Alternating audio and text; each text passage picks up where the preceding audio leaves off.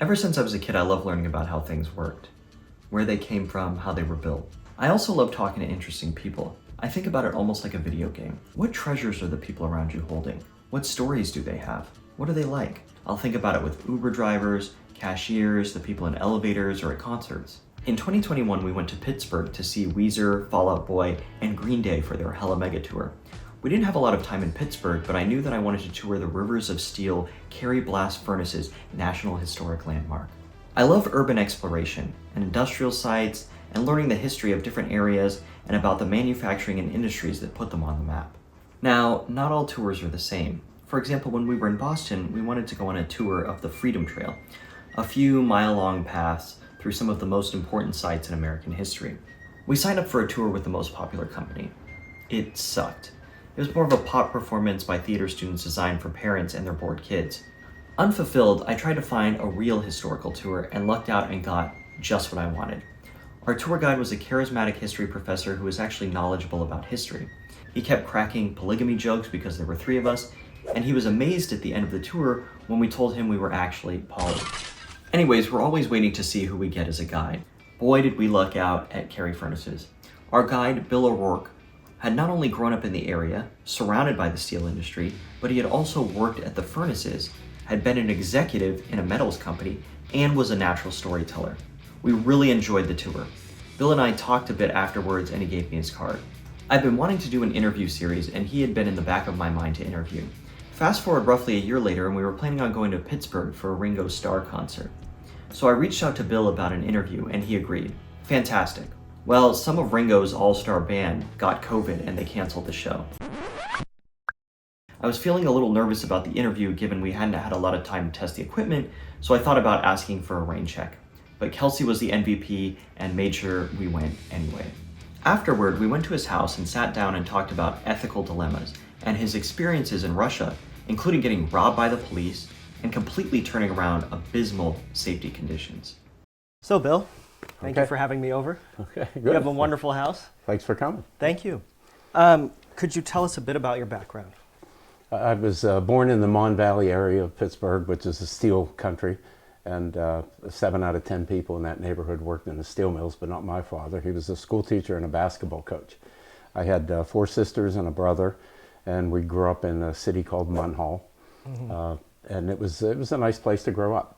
So after I graduated from high school, I went to college at John Carroll University in Cleveland. I got out of school and went into the Army. I was a captain in the Transportation Corps of the U.S. Army.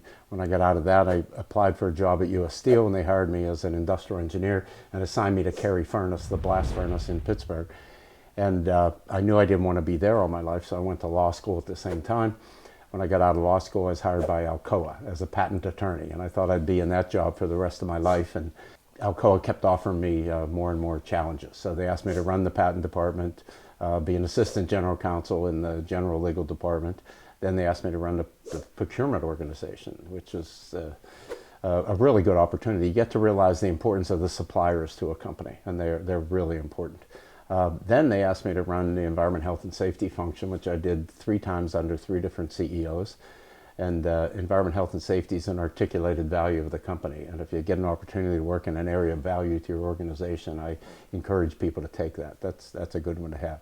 And I've got more opportunities to be the CIO of the company, the corporate auditor, form and run global business services, and then run Alcoa of Russia. I was the first president of Alcoa of Russia, lived in the city of Samara. I was in Russia from 2005 to 2008. Yeah, when I got out of there, I came back to Alcoa, worked in the environment, health, and safety function, the global business services function, and then the Alcoa Foundation.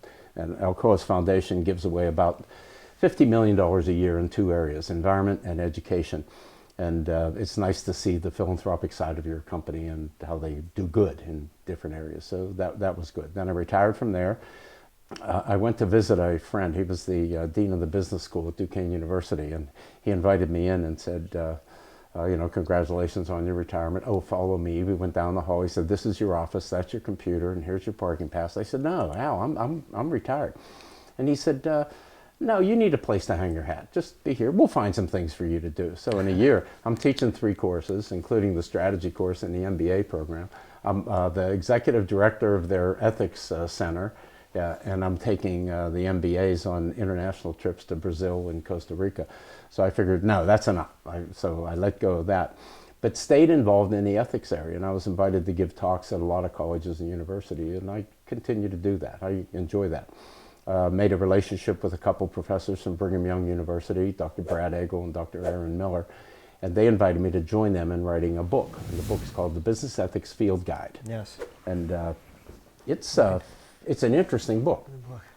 The book lists the 13 categories of business ethics issues. So it talks about these are the categories. A category might be someone in a position of power or authority orders you to do something wrong. What do you do?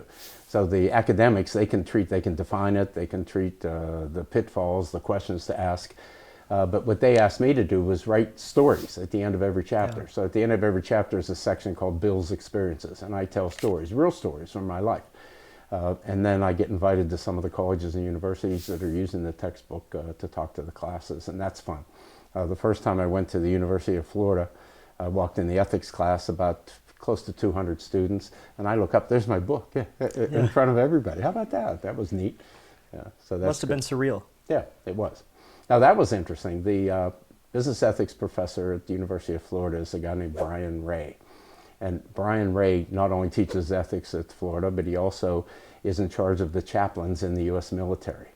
And he was the one that got us invited to rewrite our book for the Special Operations Forces of the U.S. Army, or the U.S. military. So it's the SEALs, the Rangers, Delta Force. I got to interview some of these Special Operations folks, and my admiration for them just got higher. They're called special for a reason. They're really special people. I knew they were physically fit, but they're also brilliant. Yes, and they get ethical dilemmas. Yeah, these poor guys who are in their early 20s get told to do things wrong and ordered to do things wrong in the military, and sometimes they have to say no. And to hear some of their stories was heartwarming, that they did say no when they should have. And you're helping instruct them on how to make decisions. That must be strange, you know? It is.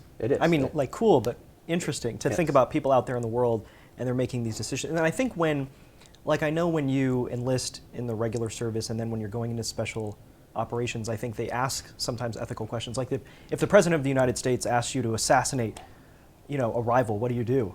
And so I think that's interesting, and then they're reading your book. They do, or take the shot from the drone, even though there's two kids in the path, and that's a real story, and you can't do that. You aren't allowed to do it. So it's hard to stand up to power. It's very hard.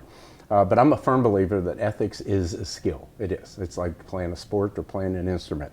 And the more you can deal with it or practice it, the better you'll be. So I think I'm helping them to be better people. In fact, in my later part of my career, I thought my job was to make my bosses better bosses.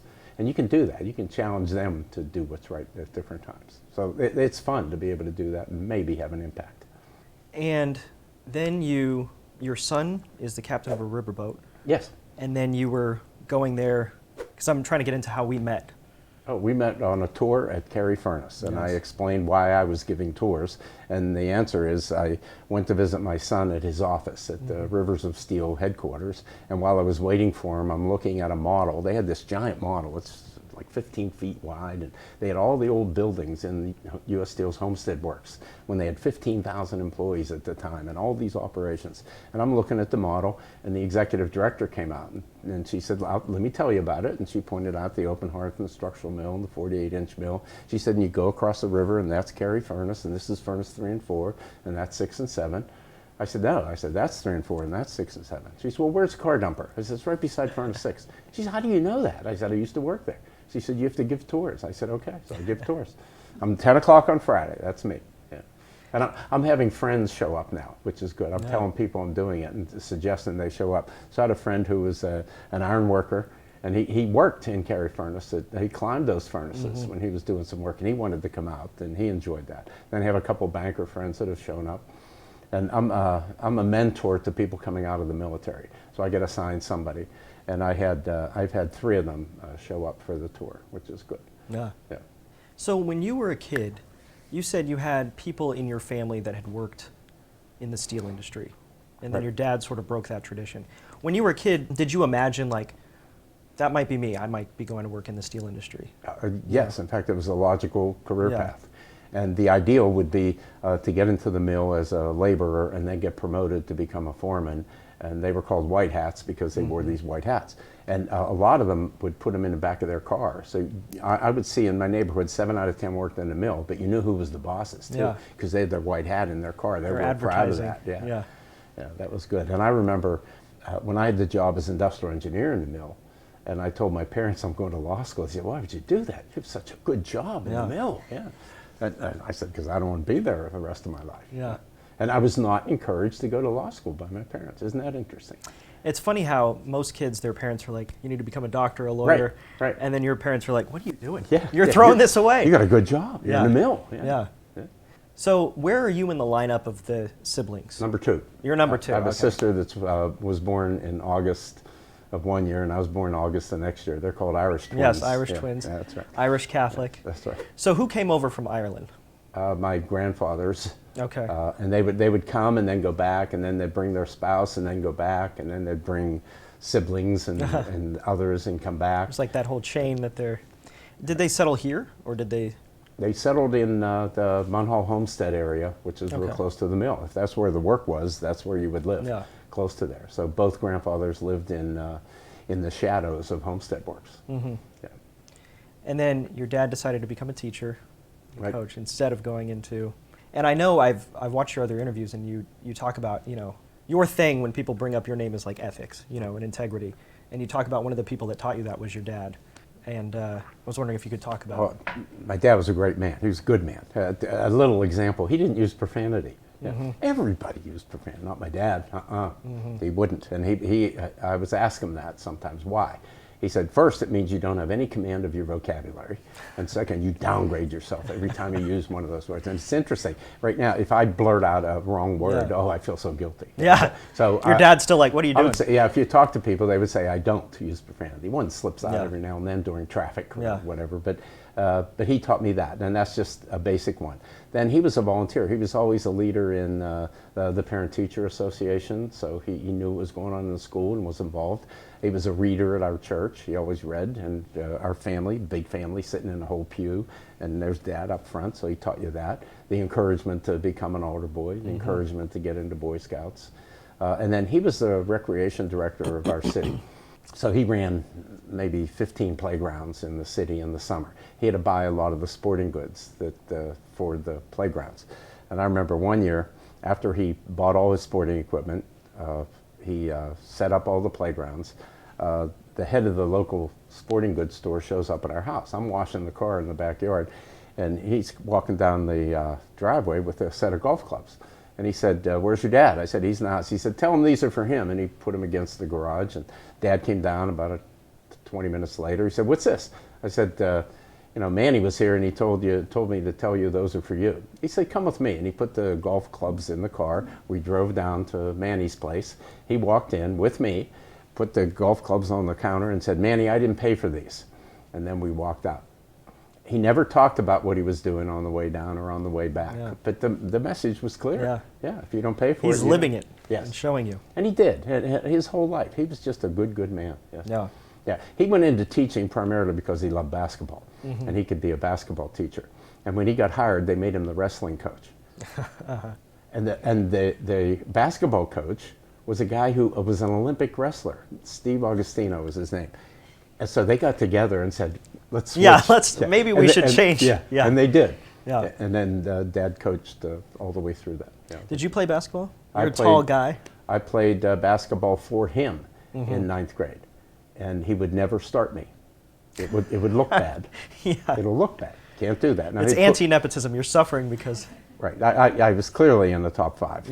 But he wouldn't start me. He'd put me in after a few minutes, but would never play. Some good stories there. We played a team once. It was Calhoun Junior High.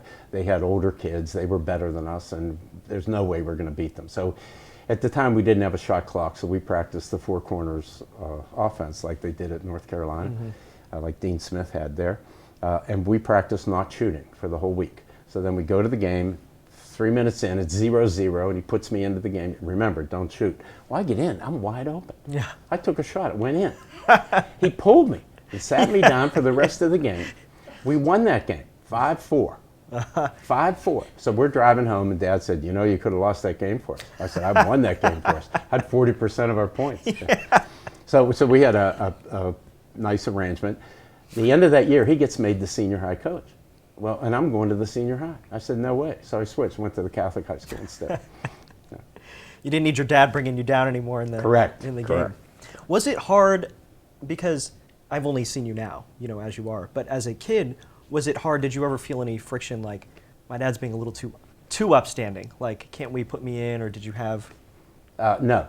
Okay. No, I would say no, not at all. In fact, I never thought of that. No. Yeah. In fact, I was probably ignorant as a child. We were not rich people, to put it mildly. Yeah. Dad was a school teacher with School 6 kids. teacher's He not, wasn't yeah. making much money. He started his first job, gave him $2,200 a year was his pay, and he got $500 to coach a team, one of the high school teams. I didn't know we were poor. Yeah. At all. Yeah, until I was like 18 years old, and then I looked around and Wait a saw, minute. whoa, some people have more. Yeah. Yeah. So I would say no. I knew that was a way of life. Yeah. And expected that. Yeah. Although other people acted pretty righteous in those days as well, yes, as I recall. Yeah, and I was fortunate. I grew up, I was an altar boy, and I respected the priest, never had a priest issue that they have today. Used to bet on pirate games with our local pastor, and would bet Our Fathers and Hail Marys on the game, things like that. I was in the Boy Scouts and never had any issues there. We had upstanding leaders, and they were just good men that you looked up to. I was very fortunate with my It seems like you had it. It reminds me of those movies where they, like a mafia movie, where they show the neighborhood back in the day, except instead of everybody stealing, people are doing good civic duty. Yeah. Yes. What made you want to go into the service? The military? The military. I went to John Carroll University. John Carroll had mandatory ROTC for 2 years, and then you could elect to take it or not take it. They also had the first lottery at the time.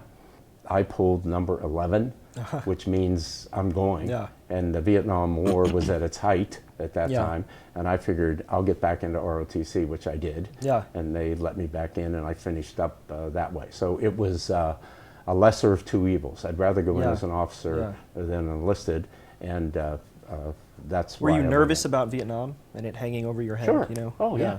Oh yeah. I remember my mother cried when I got orders for. I would have seen 11 and been like. Fort Eustis, Virginia, Fort Hood, Texas, Southeast Asia. Then I got a blessing at Fort Eustis. A guy came in our class. He said, "We're winding down the war. Anybody wants out in 90 days, sign this paper." How about that? Yeah. That was a mad dash for the paper. Yeah. Everybody's. Sign the paper. Now the hitch was you get a reserve commitment for 6 years. So Yeah. you got to go in the Army Reserve for 6 years, which I did. then you're then not- I had to fill in some time at Fort Eustis. So I was the captain of the pistol team. Which was interesting. Yeah. My job was to arrange for the range and order the ammunition. Yeah. Yeah, and Safety. And they taught me how to shoot. Yes, Yeah. which was interesting. So now you're. I think we talked about this last time. All this period of time reminds me of Deer Hunter, you know, where you've got the steel industry and you've got people going over to Vietnam and coming back, and then you get out, and then you go to work for U.S. Steel. Right. And then you're working as an industrial engineer then. Yes. So for most people, I feel like an engineer is like, that's the end. That's my career. What made you want to change? I looked around. The writing was on the wall. The steel industry was going to die. Yeah. It was. U.S. Steel wasn't investing in a lot of things. They were starting to close facilities in the early 70s. They closed them then almost completely in the early 80s. So you could see that this might not be here. Yeah. Also, I wasn't so sure that that's what I wanted to do. So I looked at options, and law school was a good one. I always had in the back of my mind I should go to law school. Again, in my neighborhood, the guy that I looked up to that was a lawyer was Judge John McLean. And he was held in such high regard in the whole city of Pittsburgh. He was the judge on the Common Pleas Court of Allegheny County. And when they used to rate them every year in 5 categories, there was integrity, honesty, ethics, and others, he was always number 1 in every category. So he was my ideal of a lawyer. And when I got out of college right away, I felt, I can't be a lawyer. No. I can't stand up to what John McLean does. And then I went in the Army. In my the cohort that we had in the Transportation Corps, there were 6 lawyers. And I realized I was as incompetent as they were. Yeah. And I figured You didn't have to compare yourself to the shining I can beacon. do that. Yeah, not to John McClane, but the others. It's like Die Hard before Die Hard. And I didn't like law school. Law school doesn't have answers. So we sit in class. Yeah. And I remember one day we were in a torts class and we're talking about negligence and I'm arguing for the plaintiff. And then the professor said, okay, stop. Now argue for the defendant. What? No, I'm over here. Yeah, they do this. And then all the exams would have, they didn't have answers. And they were looking more for your logic and your process of thought rather than the answer. And I didn't like that. Yeah. And then I found patent law. Yeah. And there's a nice mix. Yeah, technology and the law. Whoa, that could be good.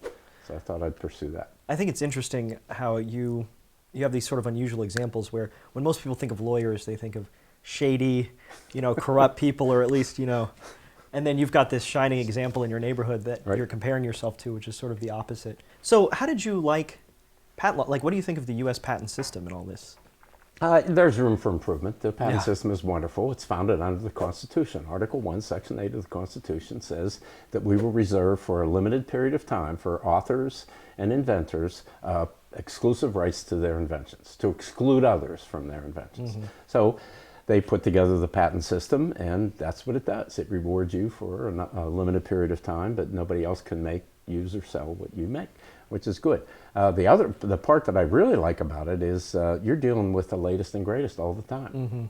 What I did learn about patent law is you think about an invention being real revolutionary.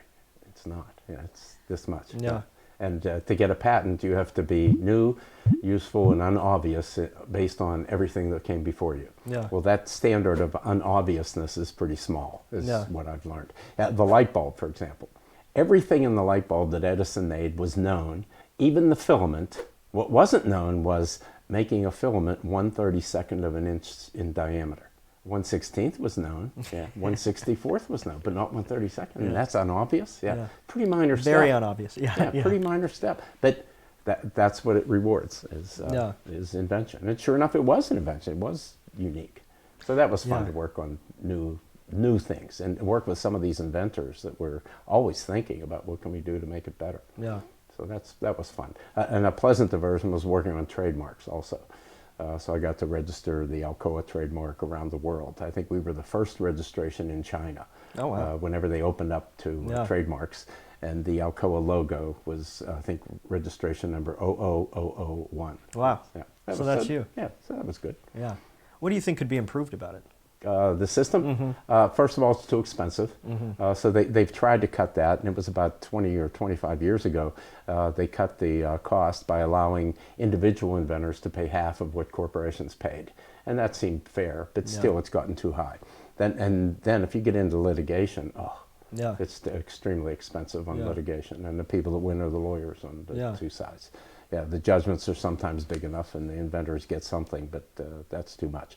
International patenting, they've come out with ways to file a patent in the United States, and then through another international patent system, you name all these other countries, but then you have to pay all the fees for getting the patents in those countries, and most countries have maintenance fees. So if you get to the end of the life of your patent, you might be paying as much as $30,000 or $35,000 to keep your patent next year. So it better be generating licensing revenues in order to pay that.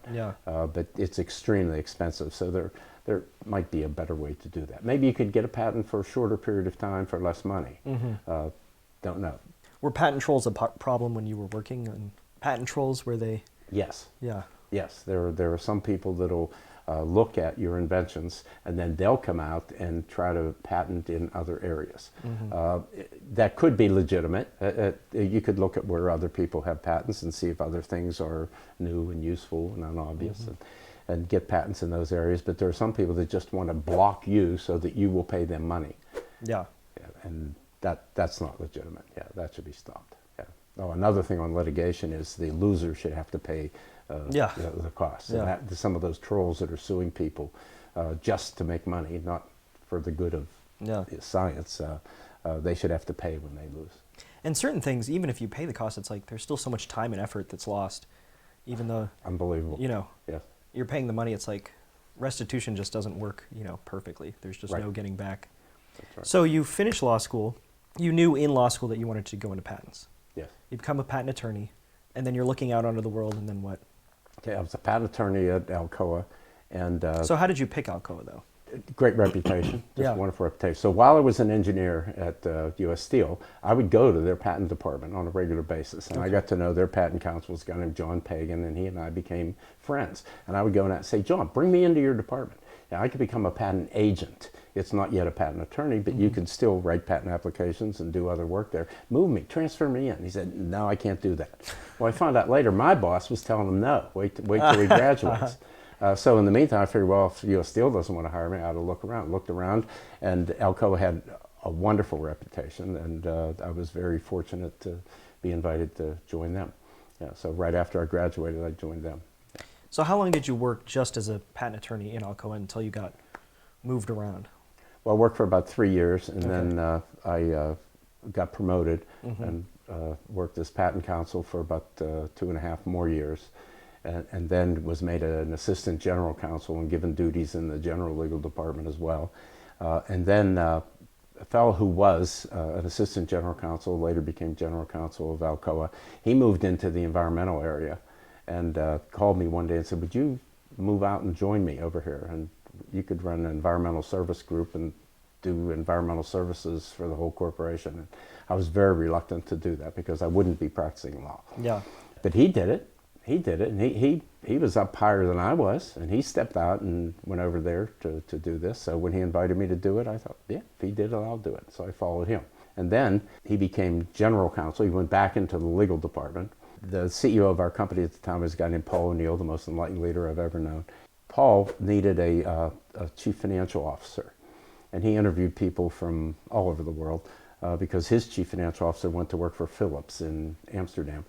And I remember O'Neill sitting around one day and he's thinking out loud, and he was thinking, he said, I don't like the people that I've talked to. He said, the only characteristic I need of a chief financial officer is integrity. He said, that's it. I can teach them debits and credits. He said, now I got a guy down the hall, Rick Kelson was his name, who was the general counsel. And he said, and Rick has more integrity than anybody. I'm making him the chief financial officer. And he did. He made the general counsel the chief financial officer. That's unheard of. 3 years later, there's a magazine called Chief Financial Officer Magazine. Rick Kelson's on the cover as the best chief financial officer. And he and O'Neill were such a good team. They just brought good controls, good accounting controls, financial controls during a time of extreme growth in our company. So it worked out to be pretty good. And really, Rick Kelson paved the way for me. If he could do it, I could do it. And then I ended up reporting to him again. So when he asked me to form Global Business Services, I would report to the chief financial officer, which was Rick, which was pretty good. Yeah. Yeah.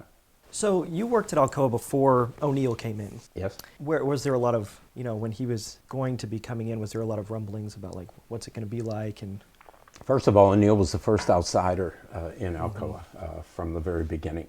They always groom people from within the corporation. So you could imagine there'd be 3 or 4 group presidents that thought, I should have that job. They must have been pretty upset. And, yeah, definitely. In fact, one left and became the CEO of Allegheny Technologies, which is a specialty steel company, and did a great job, by the way, there. Yeah, probably thought did that a could very be. good job. Yeah, but a lot of people were reluctant. O'Neill was coming from the International Paper Company, but he was on our board of directors, so he understood the company a little bit. The announcement was made a long time. It was 3 or 4 months before he actually joined Alcoa. So if you talk to Paul O'Neill, he had the time to think about what is it that I want to do there. And he actually kept that piece of paper that he used to write on, and he'd put scribbling and things. And on the very top, in letters about this big, he has safety. And that became his driver when he came. And he talked about safety all the time when he came to the company. And people thought he was phony. Yeah. Yeah, they thought, but wait till the finances I mean, I might too. If someone comes in and then they're just... Safety. Yeah, wait till times get tough. Yeah. Well, times did get tough during the 13 years that he was there. We had ups and downs, and he never strayed at all. Never strayed away from safety. Yeah, so he was the most enlightened leader I've ever seen. He put in a vision statement when he came to the company. The vision statement was, Alcoa aspires to be the best company in the world. I love that vision statement.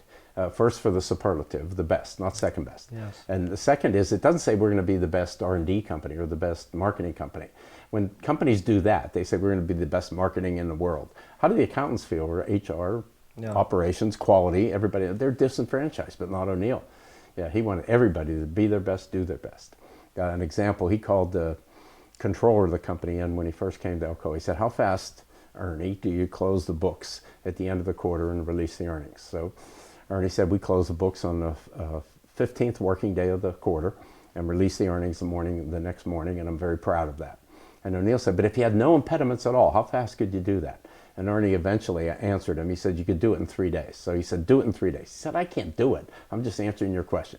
So he said, what impediments do you have? He said, we don't have a common chart of accounts in all 400 locations around the world. And O'Neill said, well, you and I could do that by noon tomorrow. What are your other impediments? He said, we need a system. He said, and O'Neill said, well, you have to pick Oracle or SAP. Pick Oracle, install it in the next 9 months, and then close the books in 3 days. And he did it. And Alcoa was the first company to release earnings, which is amazing. Yeah. Yeah. And it was, there were rules were tough. It had to be a hard close, fully auditable results, no early cutoffs, no accruals, hard close. Couldn't game the system. Right, and that was amazing. So when earnings came out, when it was earnings season, Alcoa was always first. And you didn't know, was that good or was that bad? Yahoo was just as fast, but only Alcoa and Yahoo were released in 3 working days, which was amazing. And Alcoa at the time had 1,250 accountants around the world that spent 15 days closing the books. Now they're spending 3. None of them got let go. They all had to work on projects or analyzing results or things like that, which was an important part of that too. But amazing. But that challenge was always there. And anytime you go into O'Neill's office, he'd always ask you, is that the best, or can you be the best? And you learn lessons from that. So I get made the CIO of the company. I didn't know anything about IT, but I could ask questions. And one question I asked was, how many data centers do we have? And the experts told me we have 108 data centers. I said, what would the best company in the world have? And the answer was 2. You'd have one on one continent, one on another continent, and they'd back each other up. So Alcoa got down to 4 data centers. It wasn't 2, but it wasn't 108. Yeah. And when you shut down 104 data centers, you save a lot of money. Yeah. Which is pretty good. So it was an environment that was challenging all the time. And everybody wants to know, is that the best? Or if it isn't, how do we be the best? And it was challenging in a way that was rewarding, because you were excited about coming to work, because everybody wanted to do well. Yeah, it seems like people can get into a routine where they're just like, I'm coming in, I'm doing my work, and I'm going home. And this, it seems like you're turning on your brain and how can we constantly improve, like the inventors.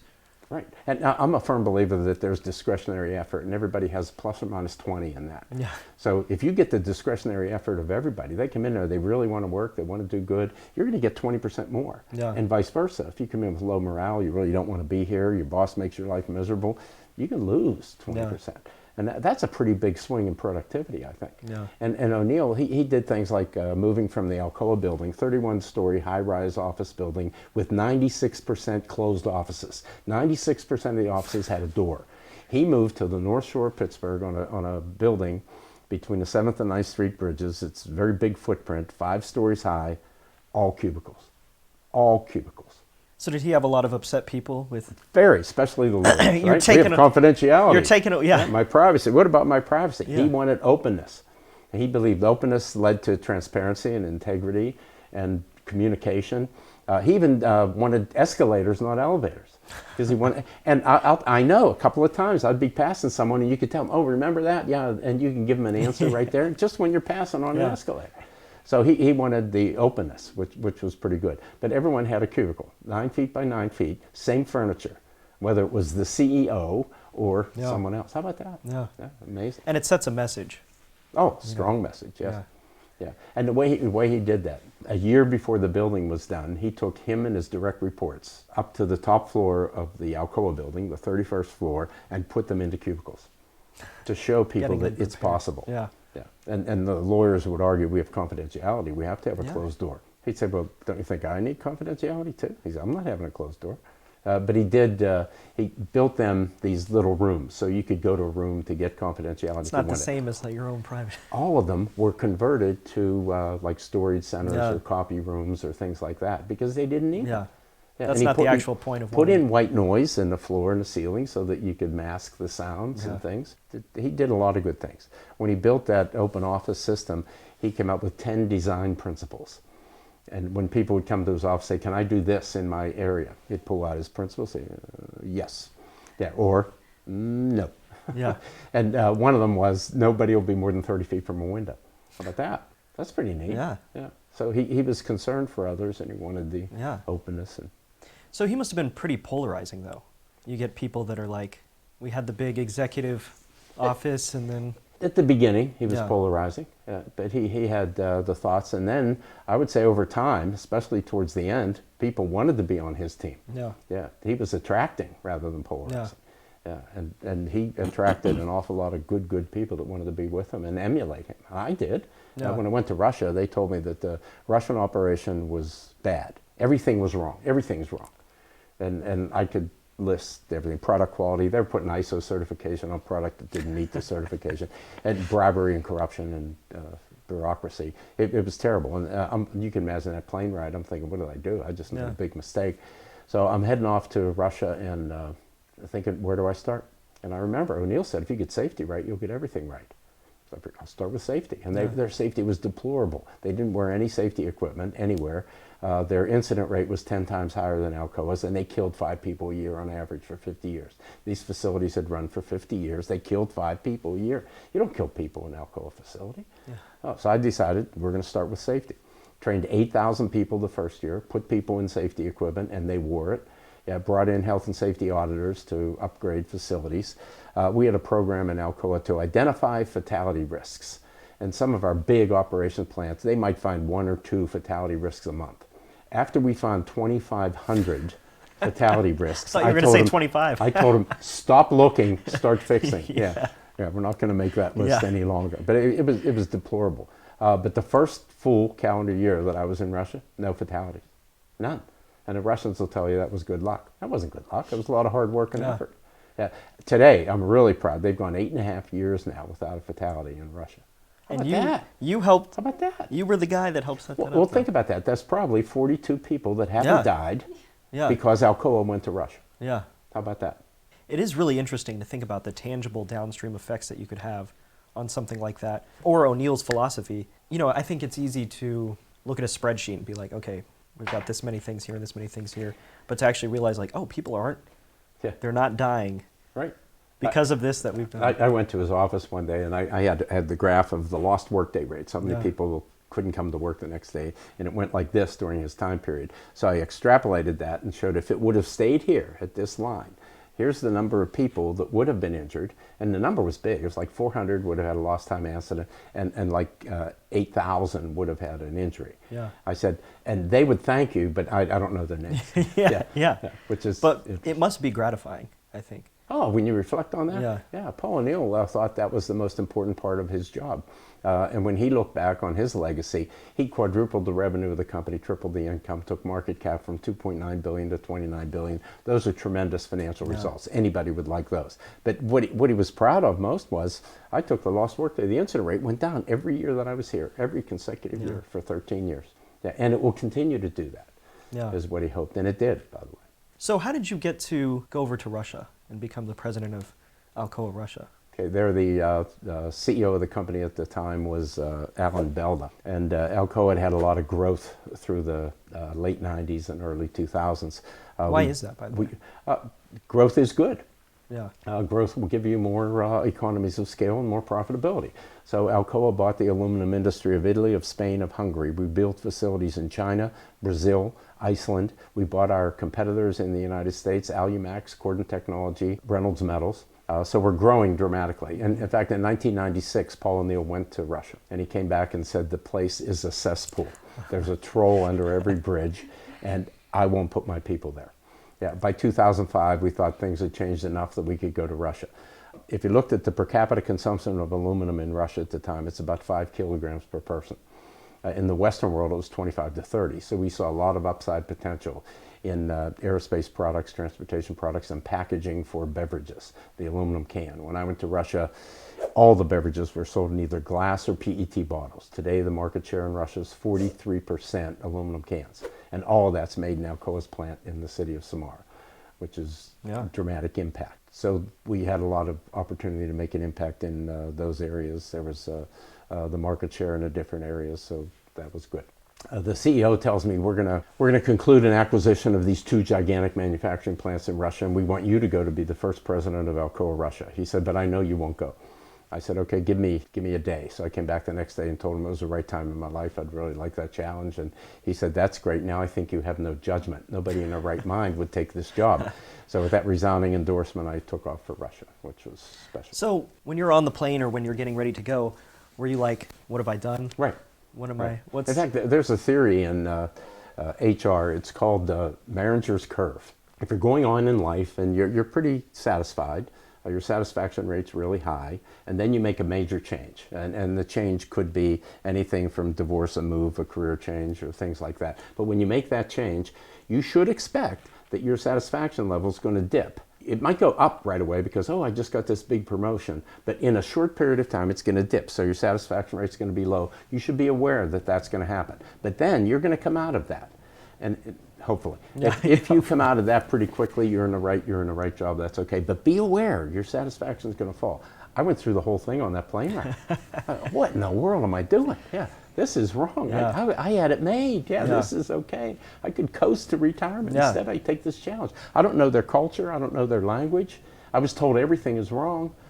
Why am I doing this? Yeah. Yeah. So that was a terrible ride. Yeah. So did you get some books on Russia, or were you just going in and you had people that you were going to meet with, or? All of the above. Yeah. I had a session with Russian experts, and they told me about the Russian culture in 4 hours.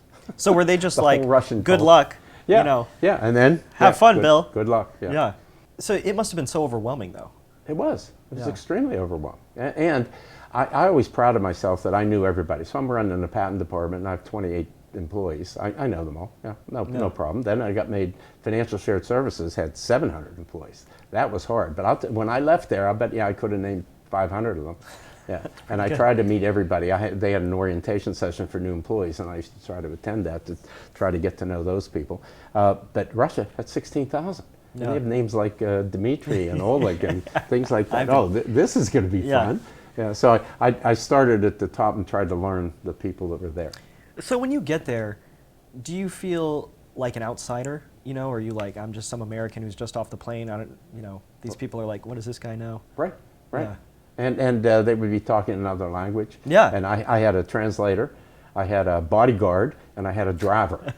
Okay, and they're going to help me. And within 2 weeks, I realized I need a driver that speaks English. Yeah. And that's a big driver that speaks English, and I only need one.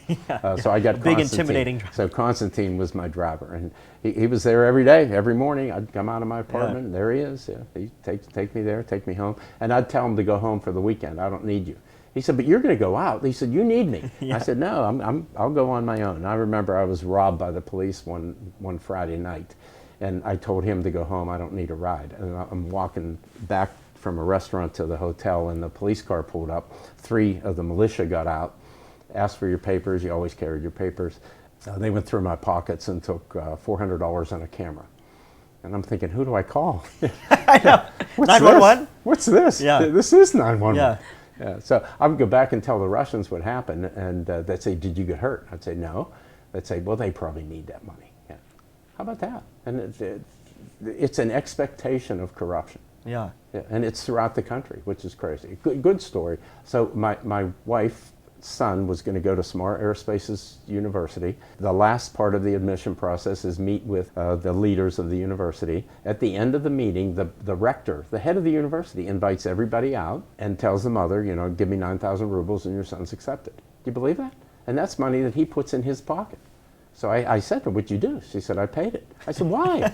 She said, I want my son to go to school there. That's the expectation, right? This American doesn't understand. Well, guess what? She said, I thought he was going to ask for more. I brought 15,000 with me. How about that? An expectation of corruption. Yeah. And it's throughout the whole country, everywhere.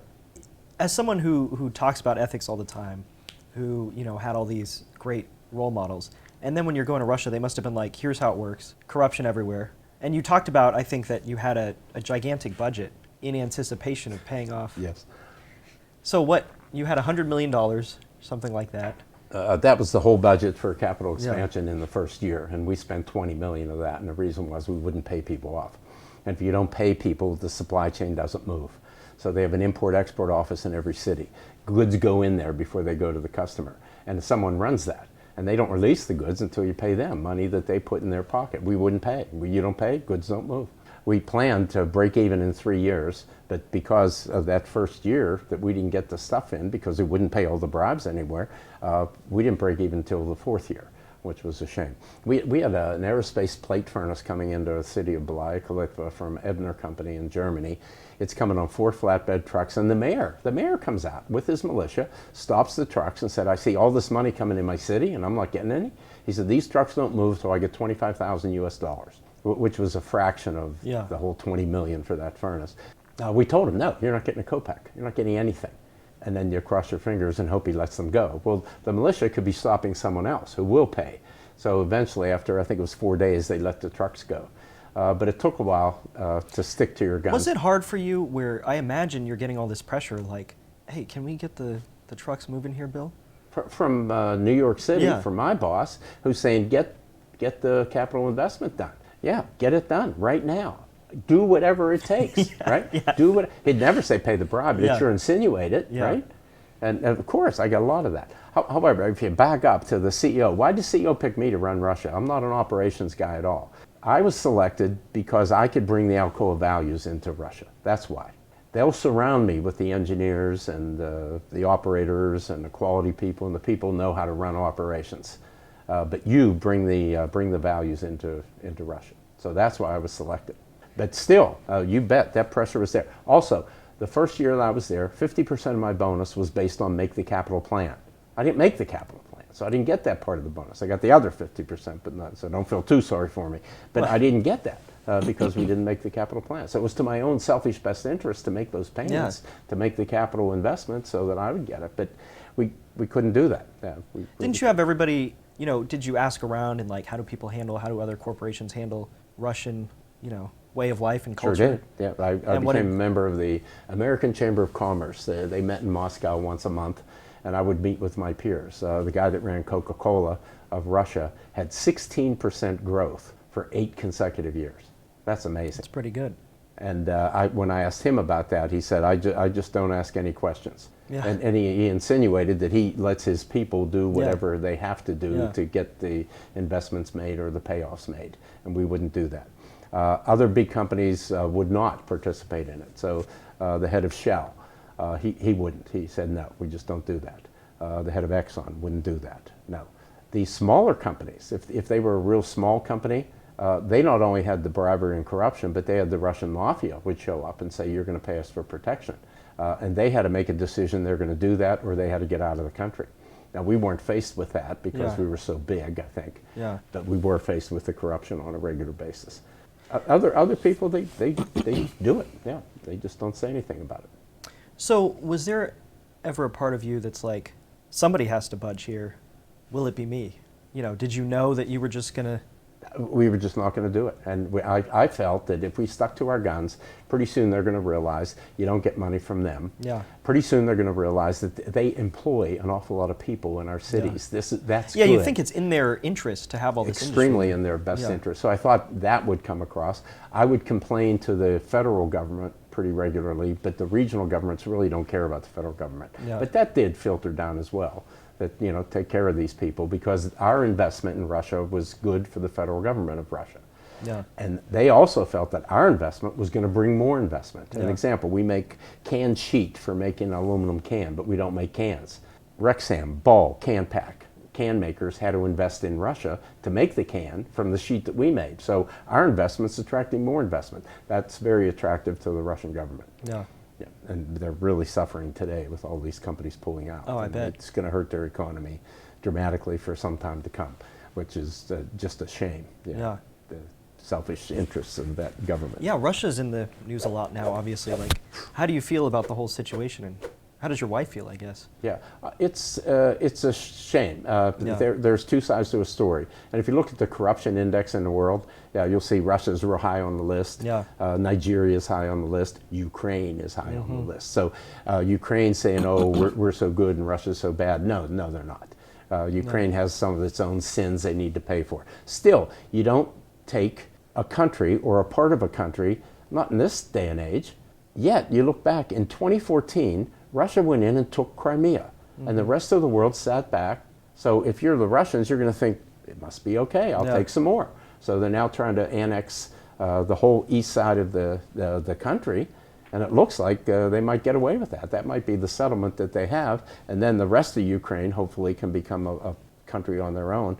But the gall of a country to be able to just attack Ukraine, and some of the horror stories that you hear, I'd like to hear what the real truth is there. It seems like there's been some atrocities that just shouldn't go on. And when are we going to learn? Yeah, it's 2022, geez. Yeah, it's weird. It's like you hear about these stories, the British Empire or wherever, colonialism, and then it's like, well, not right now. We don't have... Yeah, not now. Yeah. And the United Nations, NATO, other countries, they're finally stepping in. And they're not attacking back. They are giving weapons to Ukraine, but they're attacking economically. Yeah. And countries now, they're embarrassed if they don't pull out of Russia. Yeah. That's their way to participate in this and give the signal that we don't think what you're doing is right now, Russia. You take companies like McDonald's, just walked out. Yeah, a lot of companies are just leaving their investment there and taking off.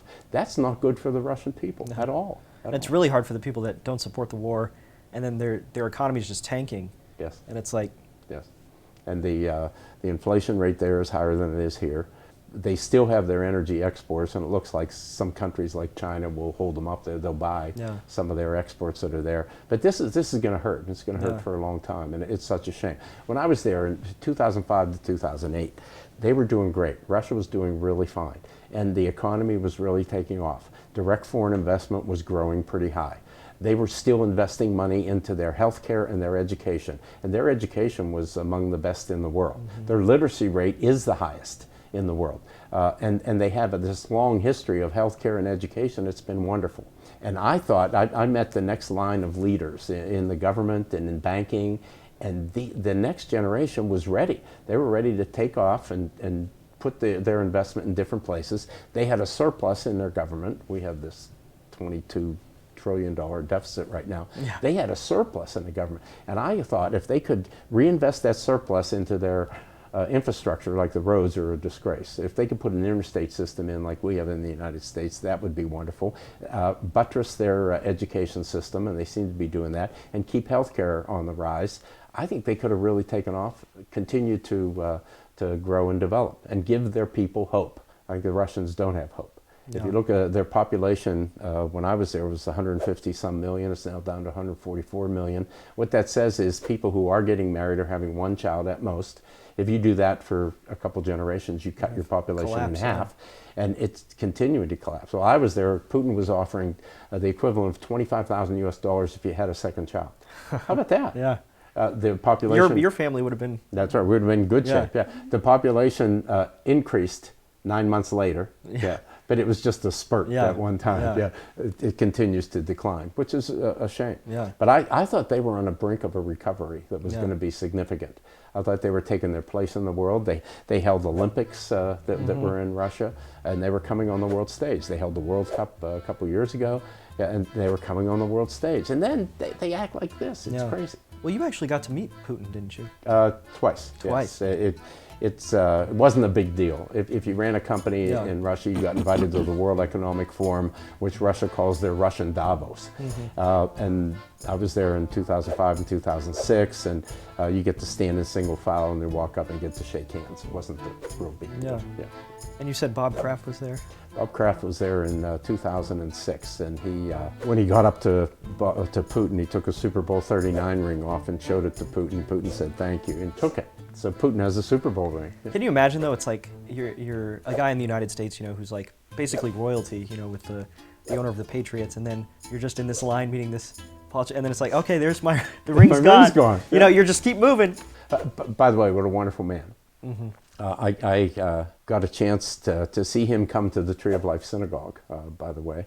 It was a couple weeks after they had their shooting, and he just showed up. It was a weekend that the Steelers were playing the Patriots, and he was in town, so he showed up at a bar mitzvah that one of the congregant's sons was getting his bar mitzvah that day.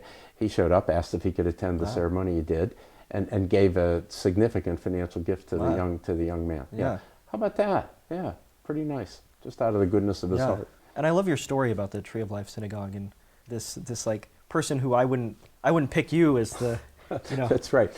Yeah, I was recommended by a couple people, so I get this call out of the blue, will you run the Tree of Life Synagogue? And the first thing I said was, I'm not of the faith. And they said, we don't care. Yeah, we need help right now. We've been uprooted from our synagogue. We're getting tens of millions in donations, and it has to be distributed by donor intent. We have to catalog all these gifts that are coming in. We also have insurance claims for damages and for business interruption. They have to be processed. And we've been uprooted from our synagogue. We're now moving to another synagogue, and we need to handle that move. And we have to raise money to rebuild our synagogue, build a memorial, and do other things like that. Will you help us? I said, yeah. So that was very, very interesting. I met some wonderful people. I got to see anti-Semitism up close. That's ugly. Surprising again that still exists in this day and age that we have. And then I got the opportunity to participate in different items that went on. When I was at the Tree of Life Synagogue, the Muslims were very good to the Jews. They offered to put their Muslim congregation around the Tree of Life Synagogue the night of the shooting to protect them in case anything else would happen. And they were very, very cooperative. So while I was at the Tree of Life, they had a shooting in Christchurch, New Zealand, and they killed 78 Muslims at the mosque in Christchurch. And the Jews of Pittsburgh wanted to be good to the Muslims, so they raised $660,000 and sent it to Christchurch for the Muslims. How about that? And what a great image both ways. Yeah, both ways. So I happened to be in Christchurch, New Zealand about 6 months later, and I found that mosque, and I went inside, and I met their treasurer. It was a guy named Murray Stillman, and he was in there, and they're very appreciative of the Jews of Pittsburgh for helping them out, which is pretty nice. And then I had the other story where the Muslims and Jews in Pittsburgh wanted to get together and talk about issues of common concern. So they were going to talk about safety and security.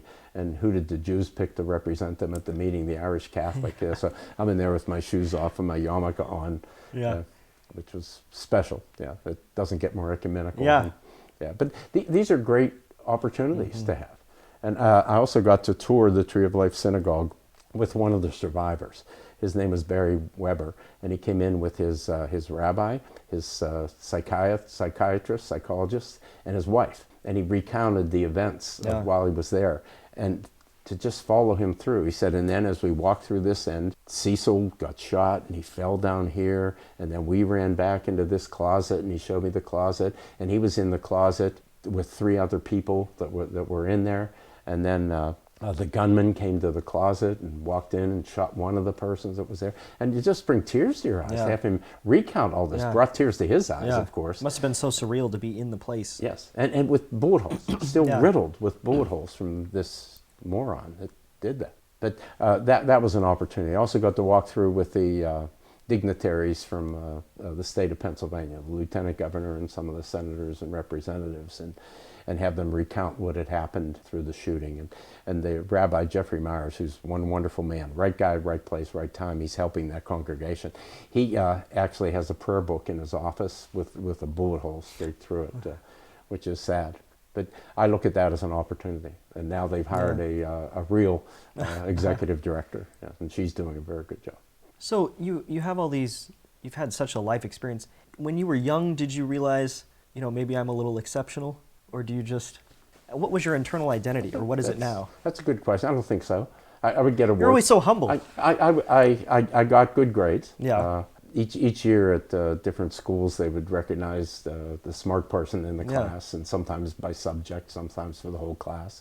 And then in 8th grade, there's an award, the American Legion Award, they give to someone in the class. So I've gotten those in my life, so I knew things were good. I thought I had a pretty good future, but had no idea where it would go, and didn't think it would go global.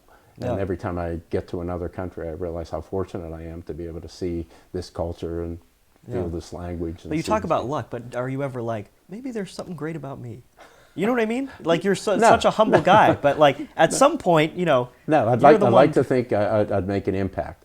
From the time I was age 20, I would write a mission statement for myself, and then I would have a list of objectives for the year. I'm going to read 12 books this year, something like that. I'm going to maintain my weight. I'm going to keep my relationship with the Almighty. And I have 25 of those, and I write those down, and each year I do it. But it starts with a mission statement, and when I go back and I look at those, I was going to be the best industrial engineer. And later on, I'm going to be a good patent attorney working for a major corporation in Pittsburgh. geographic specific. And some years I actually put down the compensation I wanted to make for that year. Isn't that interesting? Yeah. Then you go into later years, I want positions of increased authority and responsibility, the opportunity to make an impact in the environment where I work. And it was general, very, very see general. some No maturity. geography, no dollars, no specific profession or anything like that. Yeah, and I think that's the way I've evolved, and that's what I try to do today. My criteria right now, if I'm going to do something, is it has to be fun, or have an opportunity to make a significant impact. So I mentor soldiers that come out of the military, and I'm on my 10th in a row now. It's through an organization in New York called American Corporate Partners, and they ask people to mentor people who are coming out of the military, and they need different things. And the first thing you usually do is review their resume. And I remember one guy, he had on there all of his marksman skills. He's trying to get a job at a bank. I said, I don't think they. Listen, I was the captain of the pistols, but I don't think. That's right. Let's move this one down on the resume. Yeah. And they use a lot of jargon and acronyms, so we try to help these. Yeah, it can be a tough transition. I know a lot of vets, and it's hard because also you're explaining things to civilians, and it's like they don't know what any of this means, you know? Or having to show how do these skills apply to working in a bank. Because unless you're a security guard, the pistol skills aren't going to, That's right. They don't care about that. Move that down on the list. Down. I don't think they really care. But I've met some wonderful people coming out of the military. The guy that owns Voodoo Brewery in Homestead is Jake Volker. He was the first one that I had. And we orchestrated a job where he wanted to do lots of things. Well, he was responsible for all construction at UPMC Hospital in Pittsburgh. He would have 150 projects going on at any one time, all non-hospital building. So it was labs and doctors' offices and things like that. And he was busy all the time and doing different things. And then we orchestrated his move into Voodoo Brewery. And he's now building Voodoo Breweries all over the place. He built the first one in Homestead. He's built one in Erie, one in West Virginia, Lancaster, Pennsylvania, Cleveland, Ohio, and his next one is going to be in Charleston, South Carolina. So it seems like he's doing okay. He's doing great, and he's doing what he enjoys. He really has fun with that. So I've got to stay with him. I remember at the end of my mentorship with him, I got a note from American Corporate Partners that said, "Your mentorship with Jake is now over." So I wrote back and said, "No, it's not." Yeah. And then the next one was Joe Grant was an administrative genius in the Marines for 28 years. And I pictured this giant of a man when I'm reading his resume. He's not a giant of a man. He's a small man, but he's an administrative genius. And PNC Bank found out he can run processes like really well. Well, they kept putting him on processes that were broke, and he'd fix that, and then they'd promote him to this other one to fix that one. And he got tired of being a company doctor. I keep working on bad stuff. How do I get out of this? So I've now had 10 of those, and I have a new one now. He's not out yet, but he'll get out of the Army on Halloween, and we've already had a couple meetings, and that's been fun. I had a call this morning from a guy who was probably number 7, and he said he needs an exterminator, and I know your son-in-law is an exterminator. Give me his phone number. Yes, how about that? So we stay in touch, and I had coffee with Joe Grant, who was another mentee, this week. And it's fun to stay in touch with those folks. So I enjoy doing things like that. That's enjoyable. That's enjoyable. And I think I help there a little bit. Sometimes I can you're so humble. Where's the hubris? We need a little bit of hubris, just a drop. Okay. You would identify as an extrovert then, it seems like. I would say yes. I enjoy being around people, even strangers. Yeah. I go to a local bar here periodically. It's called Billy's. And I'll go in and I'll go in on my own and then just sit at the end, have a beer, and I'll meet a stranger or 2 or 3. It's wonderful. Everybody has something to talk about. I used to do that in airports. I'd ask somebody, what's your story? And people have stories. That's what I think is interesting, and that's a part of why I love talking to you, is because I think ever since I was a kid, I was always curious about how things work. Like the steel, where does this come from? Where does this little screw come from? Or if I'm traveling and I'm in an Uber, it's like, where did this person come from? What is their story? Right. And I think that it's interesting where you have all these untapped, things that you could be missing. These opportunities or these getting to know people. That's true. I always wondered. I ask the young children a lot now. Where's electricity come from? And they point to the plug, right there. I think there's more to it than that. Well, for all, we plug it in and it comes out. In Michigan, actually, they have, I think, the first house that was, had electricity. Oh, really? Henry Ford, in his, it's sort of like, that same pattern where you're a ruthless businessman and then you have the philanthropy going on, but he bought a bunch of historical sites that he thought were important. So it's convenient to see them, and they have the first, they talked about you could switch this on, and they didn't have much, like the lady that lived there, I think she didn't have much control. It'd just be whenever the power plant was turning on the thing, and then the light would come through. Yes, I've been through his place in Florida too. That's good to see where and he and Edison were friends. Yeah, in Fort Myers. Yeah. With they used to go on those camping trips with the tire guy too. They had Firestone. Firestone. They had like the three guys, and they would go off. And it's interesting because I would think of Henry Ford as like this guy from before, but for him, Edison's this older, in the tail end of his career, and Henry Ford's the young guy, and they're going off. That's interesting. Yeah. That's right. I think it's interesting when you maybe you see a picture of like when Elvis met the Beatles or something, and so you've got these like famous industrialists that could talk to each other, and they both invented. Henry Ford invented the so much stuff, but then he's talking to Edison. It was his. Edison had 1,052 patents. That's the most ever of anyone. I have to say, I'm sort of a defender of Edison in a way, because nowadays, I don't know if you've heard, but Tesla's very popular. Sure. Nikola Tesla.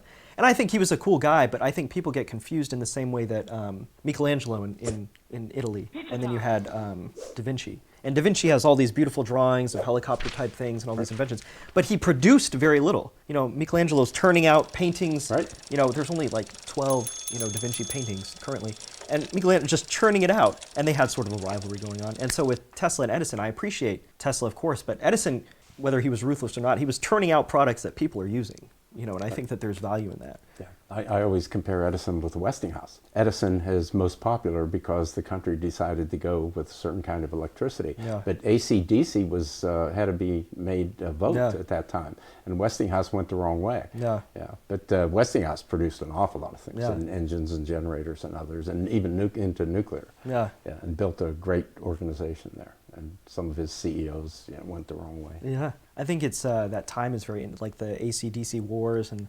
electrocuting the elephant to show like, oh, this is the dangerous one or whatever. They had this whole promotion. Unbelievable. Yeah, like bear fights back in the day. It's like this is a wild time. Yeah. There's a series of questions that I ask, I think, everybody. But who would you, if you could have dinner with anybody, who would you have dinner with? I have 11 heroes in my life, and any of those I think would be enjoyable. And number one would be my dad. He died in 2008, and we spent a lot of time together. We also went to University of Pittsburgh football games together from 1963 to 2008. Wow. In 1963, Dad held the yard markers at Pitt Stadium, and I had a job. As a grade school kid, I had a peg, and I put it at the rear yard marker. And if the play came that way and they had to drop the sticks, you knew where to put them back because I put my peg in. Yeah, so that was my job. His pay was a hot dog and a Pepsi at halftime, and we shared it. We shared that. There were two teams that wouldn't allow me to put the peg in. They wanted a registered official doing that, and I wasn't a registered official. So I had to sit on the visiting team bench for those games. But they questioned my integrity as a grade schooler, which was a shame. But what a great opportunity. Then when the head linesman loses their job, everybody loses their job. Yeah. So Dad wasn't holding the sticks anymore, and we got tickets in Pitt Stadium. And we went there, and then they moved to Three River Stadium, and now they're at Heinz Field. And we went to those games regularly. Yeah, So were you seeing Mean Joe Green and all the... that was Steelers. Yeah, that was Steelers. University of Pittsburgh. But Yeah, on the games. Went to those as well. Yeah, which was good. But I could show you pictures of those heroes if you want. Yeah. I decided that if these are my heroes, I ought to get pictures of them. So I like that because I have the same. I like keeping little. Do you? Little inspiration around. So I decided to get these pictures of everybody. So if I start in the upper left-hand corner, I got Paul O'Neill. He's the most enlightened leader I've ever known. Everyone's deceased of my heroes except one. I got one here. His name is Bill McDonough. He's a sustainability guru. He ran the architecture department at the University of Virginia for a while, but now he's come up with the theories like cradle to cradle and things like that. We hired him at Alcoa to take a look at our designs in Iceland. We were building a smelter in Iceland and asked him to take a look at it from an environmental standpoint. And his first question he asked was, what are you going to do with the smelter 125 years ago when it reaches the end of its useful life? Who thinks that way? Yeah. Yeah, and he's He got us to change the center columns on the smelter so that it could be converted to apartments 125 years from now, because it's in a beautiful location. It's a totally different way of thinking. Yeah, he also got us to put green roofs onto the facility, which is pretty interesting. I talked to him periodically. One time he told me he was talking to the Premier of China, Yeah. and he challenged Bill to come up with a design for a house for the billion poor people of the world. So we talked about 6 months later. He said, remember that challenge I have? Yeah. He said, I've added an objective to it. It must cost 0 or less. 6 months later, he said, I got it. He said, we're going to send all the poor people to the dumps. They're going to pick up aluminum and steel cans. They're going to pick up plastic, and we're going to make extrusions for them and plates that they'll be able to go home and build their house. And it'll keep the heat out in the summer and the cold out in the winter. It'll filter water and bring it into their house, and it'll cost nothing. And he actually had it on display at Davos last January, which is something. So he's moving in that direction. But he just thinks beyond other people. Yeah. And it's wonderful to be around people like that. So that's why he's a hero of mine, because he can think so big of others. Others I have Neil Armstrong and Yuri Gagarin are there, and they're adventurers, of course. Neil Armstrong was Mr. Humility. Yeah, I was at a dinner one night, and I didn't know the guy next to me was a close personal friend of Neil Armstrong. We were talking about heroes, and I'm talking about Neil Armstrong. 3 days later, I get a letter in the mail from Ohio. It's from Neil Armstrong. And inside were 2 pictures of him. One, he's holding his helmet, one, he's walking on the moon. And they both said, to Bill O'Rourke, best wishes from Apollo 11, signed Neil Armstrong. That's nice. But the cover letter was better. It says, Dear Bill, our mutual friend Carl Norik asked me to send these to you. If this is an imposition on your good nature, I apologize. Sincerely, Neil Armstrong. An imposition on my good nature if I send from you the a letter, man on the moon? Geez, how wonderful. And he could, if you think about it, he could have put his name on everything. Every sporting goods, apparel. He didn't. On nothing, yes. Just what a wonderful man. And another one I have up is Jefferson. He was around here somewhere. His tombstone says architect, because that's what he wanted. He's president of the United States. He's the writer of our documents. And his tombstone says architect. I have Mother Teresa is up. Gandhi's in the back here, I believe. Oh, Pope John Paul II. Yeah, I actually took this photo. Did you? Yeah, and there's one of me with Bill McDonough. Yeah. Oh, nice. Where were you at that you took the photo? At the papal audience in the Vatican. Oh, wow. Yeah. And he, at the end of his talk, he came walking towards the people. Yeah, and all the people went over where he was talking. I went over here where nobody was. Well, he walked that way. Nice. And he came right there, yeah. And I remember my wife stuck her hand out, to touch his. And a woman next to her said, can I touch it instead? And she said, okay. And pulled her hand back. Wow. Yeah. That's very gracious. Yeah, I would have been like, I'm taking, yes. Get out of it. Yeah. But yeah, those are this is great. Pretty much heroes that are there. At the professional baseball games, they sometimes have mascots that come out on the field periodically, and they do different things. Yeah. At the Pirate games, the Pittsburgh Pirates, they have these. They're called pierogies, and they come out and run. That's me. Oh yeah, I'm Chester Cheese. You're doing a great job there. Chester Cheese. It was interesting. The people orchestrating this, they had 2 rules. One was get over the railing in 1 minute and 46 seconds, or we get fined by National Baseball League. So when we got to the end of the race, they're telling us, get over the rail, get over the rail. Yeah, which we did. Second rule was don't talk. Yeah. So a little boy comes up to me. Yeah, when I got over the railing, and he comes up with a piece of paper and a pen, and he said, Chester, how are you doing? Yeah, can I have your autograph? So I can't say anything, but I took his pen and paper, I wrote, C. Yeah, gave it back. Nice. Here, I'll show you a couple other pictures if you're interested. Yeah, please. I like Neil Armstrong being like, sorry if this letter is on. Yeah. There's my dad. I took him to a pit football game at Annapolis, and then we went to the World War II monument. Yeah. And he's got his khakis on and his sport coat and his U.S. flag, and he was walking around the World War II monument with tears in his eyes and his hands in his pockets, and he was so happy to go there. That was nice to be able to do that. Must have been a good bonding experience. Oh, yeah. Good moment. Oh, yeah, very much. You're like the guy that, has done it all and can reflect, you know what I mean? Though, like you have this. I've been very fortunate. Here's an interesting painting. It's not a painting. Look real close. That's thread. It's thread art from Africa. And so they gave me this as a presentation gift when I retired. And then I get some. Man, look at this.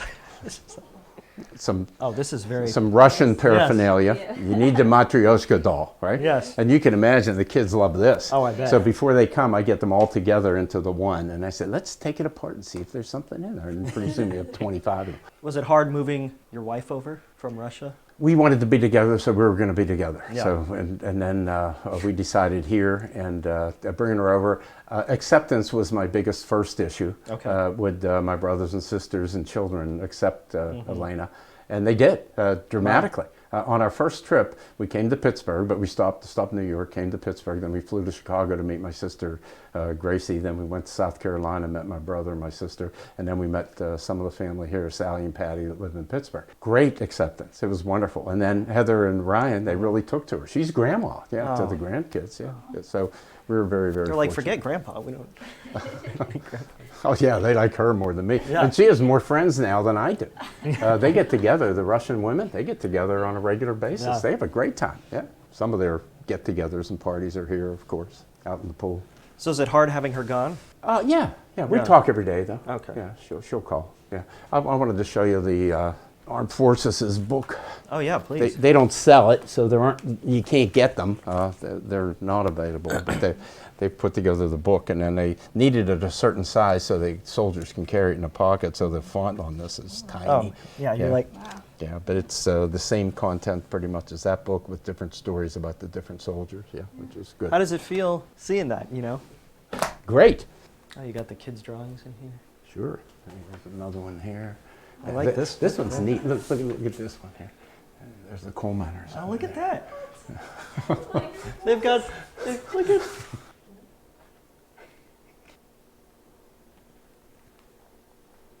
Good, John. Thank you so much. Sure. Bill is someone who has old school values. He's not a consequentialist, he's more of a deontologist. He's a Captain Kirk type. He doesn't like situations where you lose. He wants to save everybody in the Kobayashi Maru. Whereas me, I don't want to lose anybody, but I would just make a hard decision. My emotional and to some extent my philosophical outlook is I care about my loved ones and myself. I want good things to happen to people I like and bad things to happen to people I don't. For the broader population, I'm a consequentialist. I'm a rationalist and a proponent of some of the tenets of effective altruism. A lot of these discussions are academic and only consequential when the EA movement wants to decide how to spend a billionaire's money. Mosquito nets, direct cash transfers, reducing insect suffering.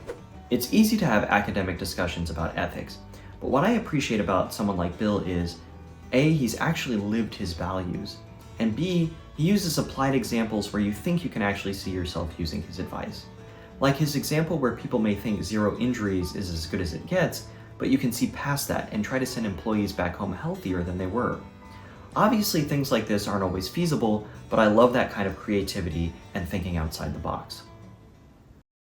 When I think of someone like you, I think of like this old school values, kind of like stand-up guy. And that's not a compliment. I just mean that in a particular way. It's like, I don't know if you know what I mean. Like, you speak in a certain way. It's sort of like, you know, I went in and I shook their hand and I looked him in the eye and that was what it meant. Like, how do you feel about modern day society?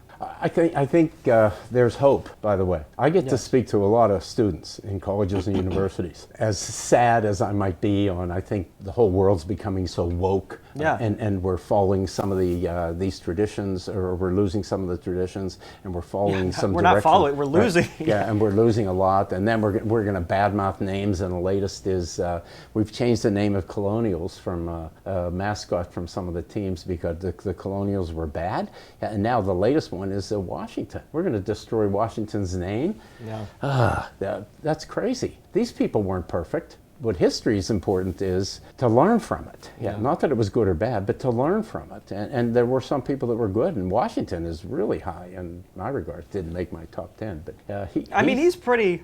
Yeah, he's way up there. Yeah. I think people don't realize is that, because I don't know about the way you were taught in school, but the way I was taught is like, you know, George Washington was the first president, he was a Right. commander of the army, but I think it's hard to conceptualize as an American who grew up in America, is this guy could have been king. Yes. This guy could have stayed Yes. president Yes. forever. Yes. But he didn't want to be president a second term. Everybody loved him so much. Right. And he voluntarily was like, no. He could Yes. have been called, John Adams wanted to be, whatever the royalty thing was, and Right. it's like, Mr. President. So it's crazy to me that people don't realize, like, yes, there's a complicated legacy, but I think it's also judging people by the standards of the modern day versus before. It's like you have to take things into context here. Yes, definitely. Definitely. Yeah, I have a high regard for Washington. The way he was able to assemble the right people and then give them the authority to do what they had to do, put documents together, construct the government on what it was going to be, where it was going to be, and how it was going to be. And they were just figuring it out. Right, they were all figuring it out, and they did a pretty good job. You Yeah. look back at that time that they wrote that Constitution. Yeah. A lot of the later day technologies and cultures, they fit, and they did pretty well. But what I was going to say was, okay, I don't like some of those things that are going on. Then I go into a classroom, and I talk ethics, of course, so we're talking about integrity and honesty and things like that, and I get hope. That next generation, at least some of the ones that I've talked to, they're wonderful. Then I go to Carnegie Mellon, where 70% of them are not from the U.S., and they've lived and grown up in cultures that are terribly corrupt. But to hear them talk about what's right and what's wrong, their heads are screwed on right. As bad as I feel sometimes when I hear this news story or that news story, or hear about this latest shooting that we've had or other ones, you feel bad about that. Then you go in a classroom and you hear these people, and that's our future. I feel really, really good. Yeah, it almost helps combat the cynicism you might feel. Yes, very much so. Yeah, in fact, I need to do that more. Yeah. So I wanted to ask you some ethical questions. There's a famous ethical problem called the trolley problem. I don't know if you've ever heard of it, but you've got a train coming on the track.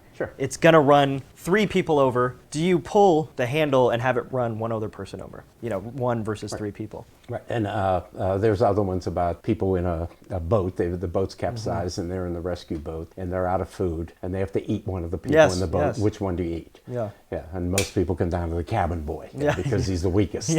And the trolley problem. I don't like those problems. Except for one thing. Okay, I don't like those problems. You don't deal with those. Those aren't the ones you get into. The ones you get into are the day-to-days, when you're just trying to get by and you're trying to do things right. You're not going to get into trolley problems. If you do, act. Do something. Save at least one. The worst thing would be just stand back and say, this isn't mine. I'm not doing anything. So even if you saved 1 rather than 3, that's at least acting, and you did what you thought was best at the time. I think you have a list of things to do when dealing with an ethical situation. Gather the facts. You know, and I like that. First, recognize you have an ethical issue. Because a lot of people don't. I worked, I had the corporate medical director reported to me, and Dan came back from his honeymoon one day and said, you aren't going to believe this, but these 2 doctors gave me a check for $2,000 as a wedding present. Isn't that wonderful? I said, Dan, you just invited 2 of our consultants to your wedding, and they gave you a kickback of $2,000. He said, no, they gave me that gift out of the goodness of their heart. And it took an hour for an MD to realize there might be an ethical issue here. So I asked students in a class, does Dan have to give him the money back? And most of them were like, yeah, that's ugly. And he didn't have to do that. He could have written on the invitation, based on our business relationships, gifts will be inappropriate, hope to see you at the wedding. He could have done that and avoided the whole problem. Yeah, but sometimes smart people don't realize they have an ethical issue. They're too busy, and their calendar's full. Their to-do list is too long. They have to get to the next meeting, and they don't even think about right and wrong. They just think about results. Right and wrong's in that result. It should be there. So the first step is recognize you have an ethical issue. Then gather the facts. And I've learned there, when you start gathering the facts, you're going to find out there's not 2 sides to a story. There's 4 or 5. And there's constituents everywhere that are watching you, and they're going to watch what you do. But not everybody has discernment to be able to tell what's going on. Worse is some don't care. And some people come from cultures where that doesn't even hit my radar screen. But you're showing mixed signals to your organization. So? That's up to them to figure out. Well, wrong. You should be thinking of that. That's where it comes in that people at lower levels can make their bosses better bosses by making them see that. And so they can discern that you're affecting all these different people. We had a situation once where one of our plant managers in Australia was hiding safety incidents and ordering people not to report. So I had to gather the facts. So I got the best record keeper in all of Alcoa, was a woman named Donna Toothman. Sent Donna to Australia to gather the facts. She called a week later and said there's 50 incidents that have not been reported, and in each case the plant manager ordered them not to report. So he didn't work for me. He worked for the group president and another president. So I called them in a meeting in New York and explained what had happened, gave them all the information, and then they had to act. And they said, do we have to fire him? And my answer was no. I said, he's already fired himself. Now 60,000 employees are looking at you to see what you're going to do about it. That was a challenge. Of course, he fired him, almost had to. But he got a reputation from that. Later on, when people would say, who really stands for the safety value in a company, they'd point to that guy. They said, he fired a plant manager who was hiding safety incidents. He realized in time that by taking the right steps and taking the right action, he could actually enhance his own reputation for integrity and character and things like that. But we have to point that out to the people who aren't smart enough to discern this at the time. It's almost like when you develop your reputation, like in Russia, when you're like, I'm not paying, that's me, it's almost like a defense against future situations, because it's building up strength and reserves to where people already know, okay, Bill doesn't do that, Alcoa doesn't do that. You don't get involved in situations where you might otherwise. Right. I was at the University of Florida, and one of the students said, what would you do in this case? She said, I'm walking to class, and I get a text from my friend that said, I can't make it to class today. Would you please sign me in? So I asked her, what did you do? She said, I played like I didn't get the text till class was over. So she said, what should I have done? I said, you should have texted back right away. No, I won't do that. That's wrong. I wouldn't ask you to do that. You shouldn't ask me to do that. I'm not doing it. I said, now they know what you stand for. You'll never be asked again. And your reputation for character and integrity goes higher. But did you ever feel like, there's an awkwardness, right, in rejecting? Big time. A huge awkwardness. And then did you ever feel like, oh, they're like, Bill's a goody two-shoes. He's, you know. Sure. And you just ate the cost. Yeah. I'm sorry. If it's right, it's right. Yeah. You talk about having a compass, and pointing. That's what it says in your book too. Yeah. It says, may your moral compass always point to true north. I think it's a good image. But I think I wanted to ask you about your model of people, where you had the situation in Russia where you had someone who is letting people go and then set up the whole kickback system or whatever, and you talked about how in a way it was your fault because you didn't explain the system. But then that person would have still been working for you. So how much is it, I wonder what your model is of people, how much can people act good or bad based on the incentives and the system, and then how much are some people just good and some people are just bad? That's a real good question. I listen to Dennis Prager sometimes, and he takes the position that people are not inherently good. I'm opposite that, and I think people are inherently good. When I meet a person for the first time, if you were going to grade them on a 10 scale, they're a 10. I meet people, they come in as a 10. They do, and they can work down from there. And what I learned was when you go into new jobs, people will give you unsolicited advice. They'll tell you, Mary is a bad person. She does this, and Tom never comes to work on time. They give you advice that you don't need. I've ignored that completely. Tom and Mary come in at 10. And I realized that when I come in as a new boss in a new department, that's Tom and Mary's opportunity to change their ways. It's like going to college and then you can change. Go again. You can start again. So I start people out pretty high, and then they could lose points from lying and deceit, stealing, theft. So you lose them, and it's hard to get it back. It's very hard to get trust and back from anybody. So you have to be careful of what you do there.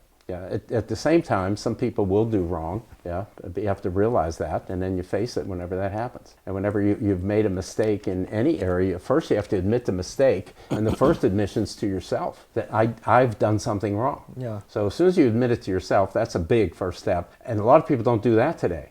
I was going to say, I think you're talking about exactly what I mean about this sort of old school where it's like, it starts and stops with me, I'm responsible, I have agency, I'm going to do something about this.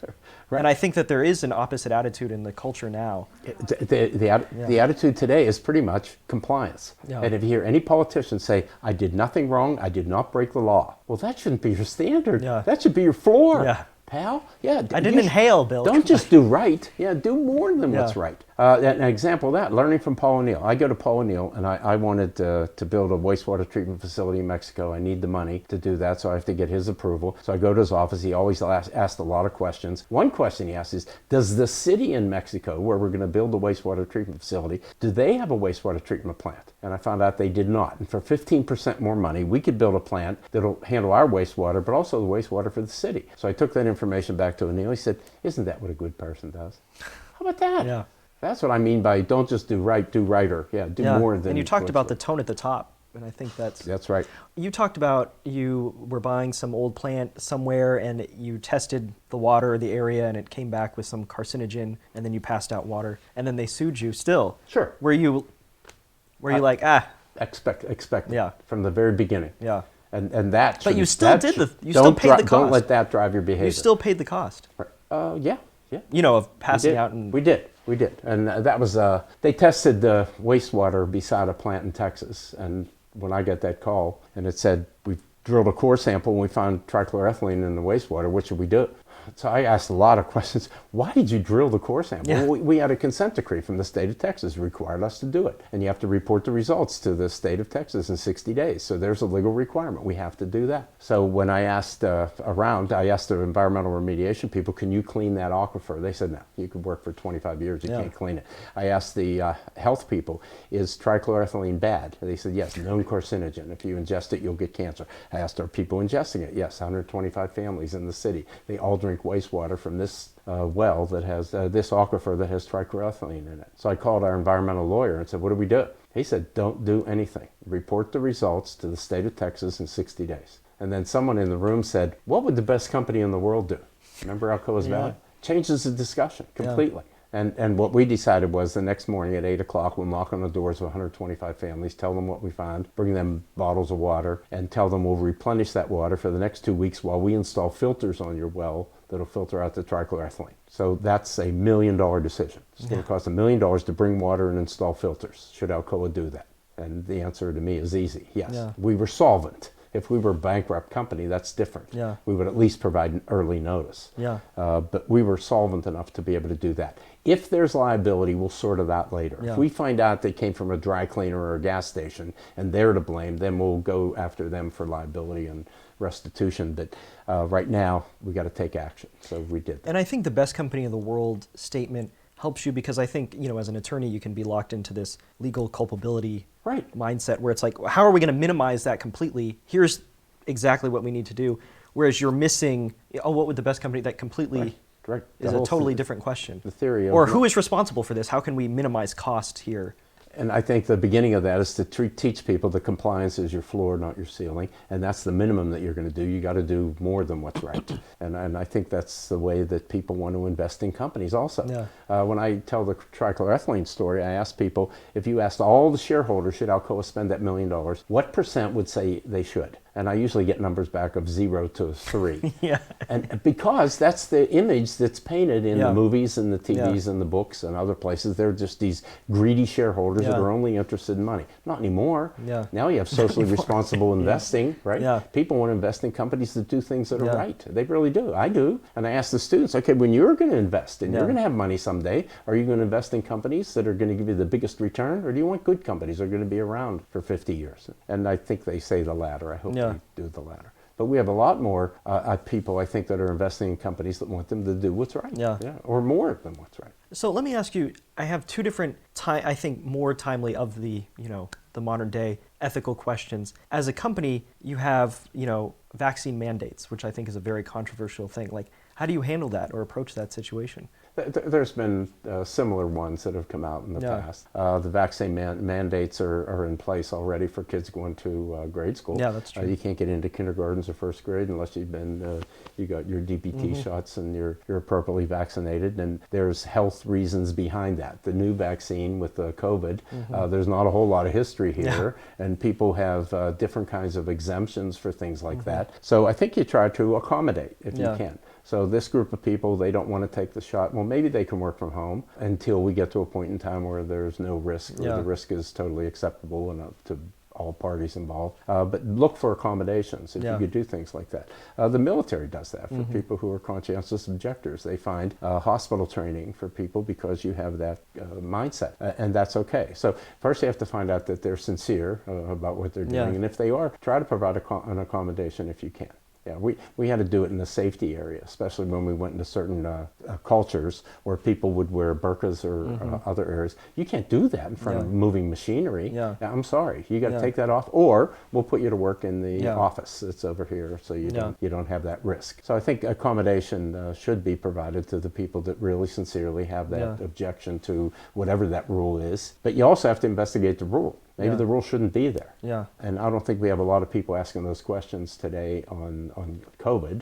Yeah. as well. I think it was with just some like other In and things. Out, was I think one of the ones that were like, we're not Right. doing it. But there a lot of problems, and this leads into my other question, is like everything is political. As a leader of a company, and I'll ask you this, as a Catholic right now, abortion is in the news. It's such a thing. And there's different companies have handled different ways where, I don't know how it was, maybe you can attest, like before, where you come into work and maybe you talk politics, but it's not as polarizing. You don't hate each other the same way that maybe people do now, or Right. at least, Yeah. the When I publicized. grew up, I could have a different political opinion from you, and Yeah. it doesn't mean I hate you. Yeah. In fact, I could even respect you because you have pretty logical Yeah. opinion. I just disagree with it Yeah. for whatever reason it is. But today, the polarization is Yeah. extreme, and I don't know what caused that or how it happened, but it happened usually over Trump's term. Yeah. Some people, we have the extremes on both ends. So love that guy, hate that guy, and then you have people that say he's okay. Yeah. He did what he said he was going to do, and other people that are a little bit okay, but Yeah. I just don't like him. Yeah.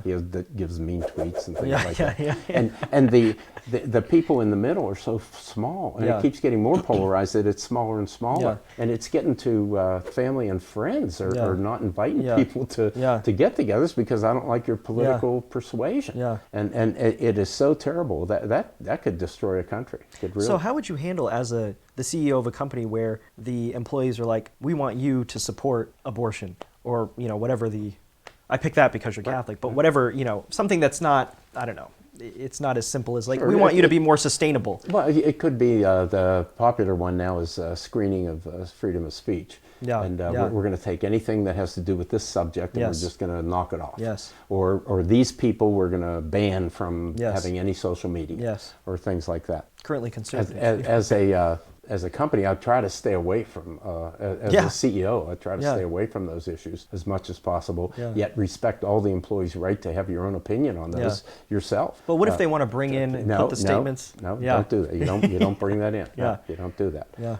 I have freedom of speech. I can say what I want. I can put whatever Yeah. poster I want in the place. No, I'm sorry. Yeah. I took over a warehouse system once, and I take a tour of the first warehouse, and there's all these pictures. It must have been popular in the late '70s to have naked women pictures in the Yeah. in the It's like an old mechanic that shop. was run by Yeah. these 50 and 60-year-old Yeah. men, and they have these pictures in there. So Yeah. my first tour, I came back and called the head of HR, and I said, I want all them out by tomorrow. I'll be taking a tour tomorrow Very morning unpopular. at 8 o'clock. Get them all out of there. Yeah. Oh, they hated me. We have freedom. We're in a union. You can't do that. Filed a grievance against me.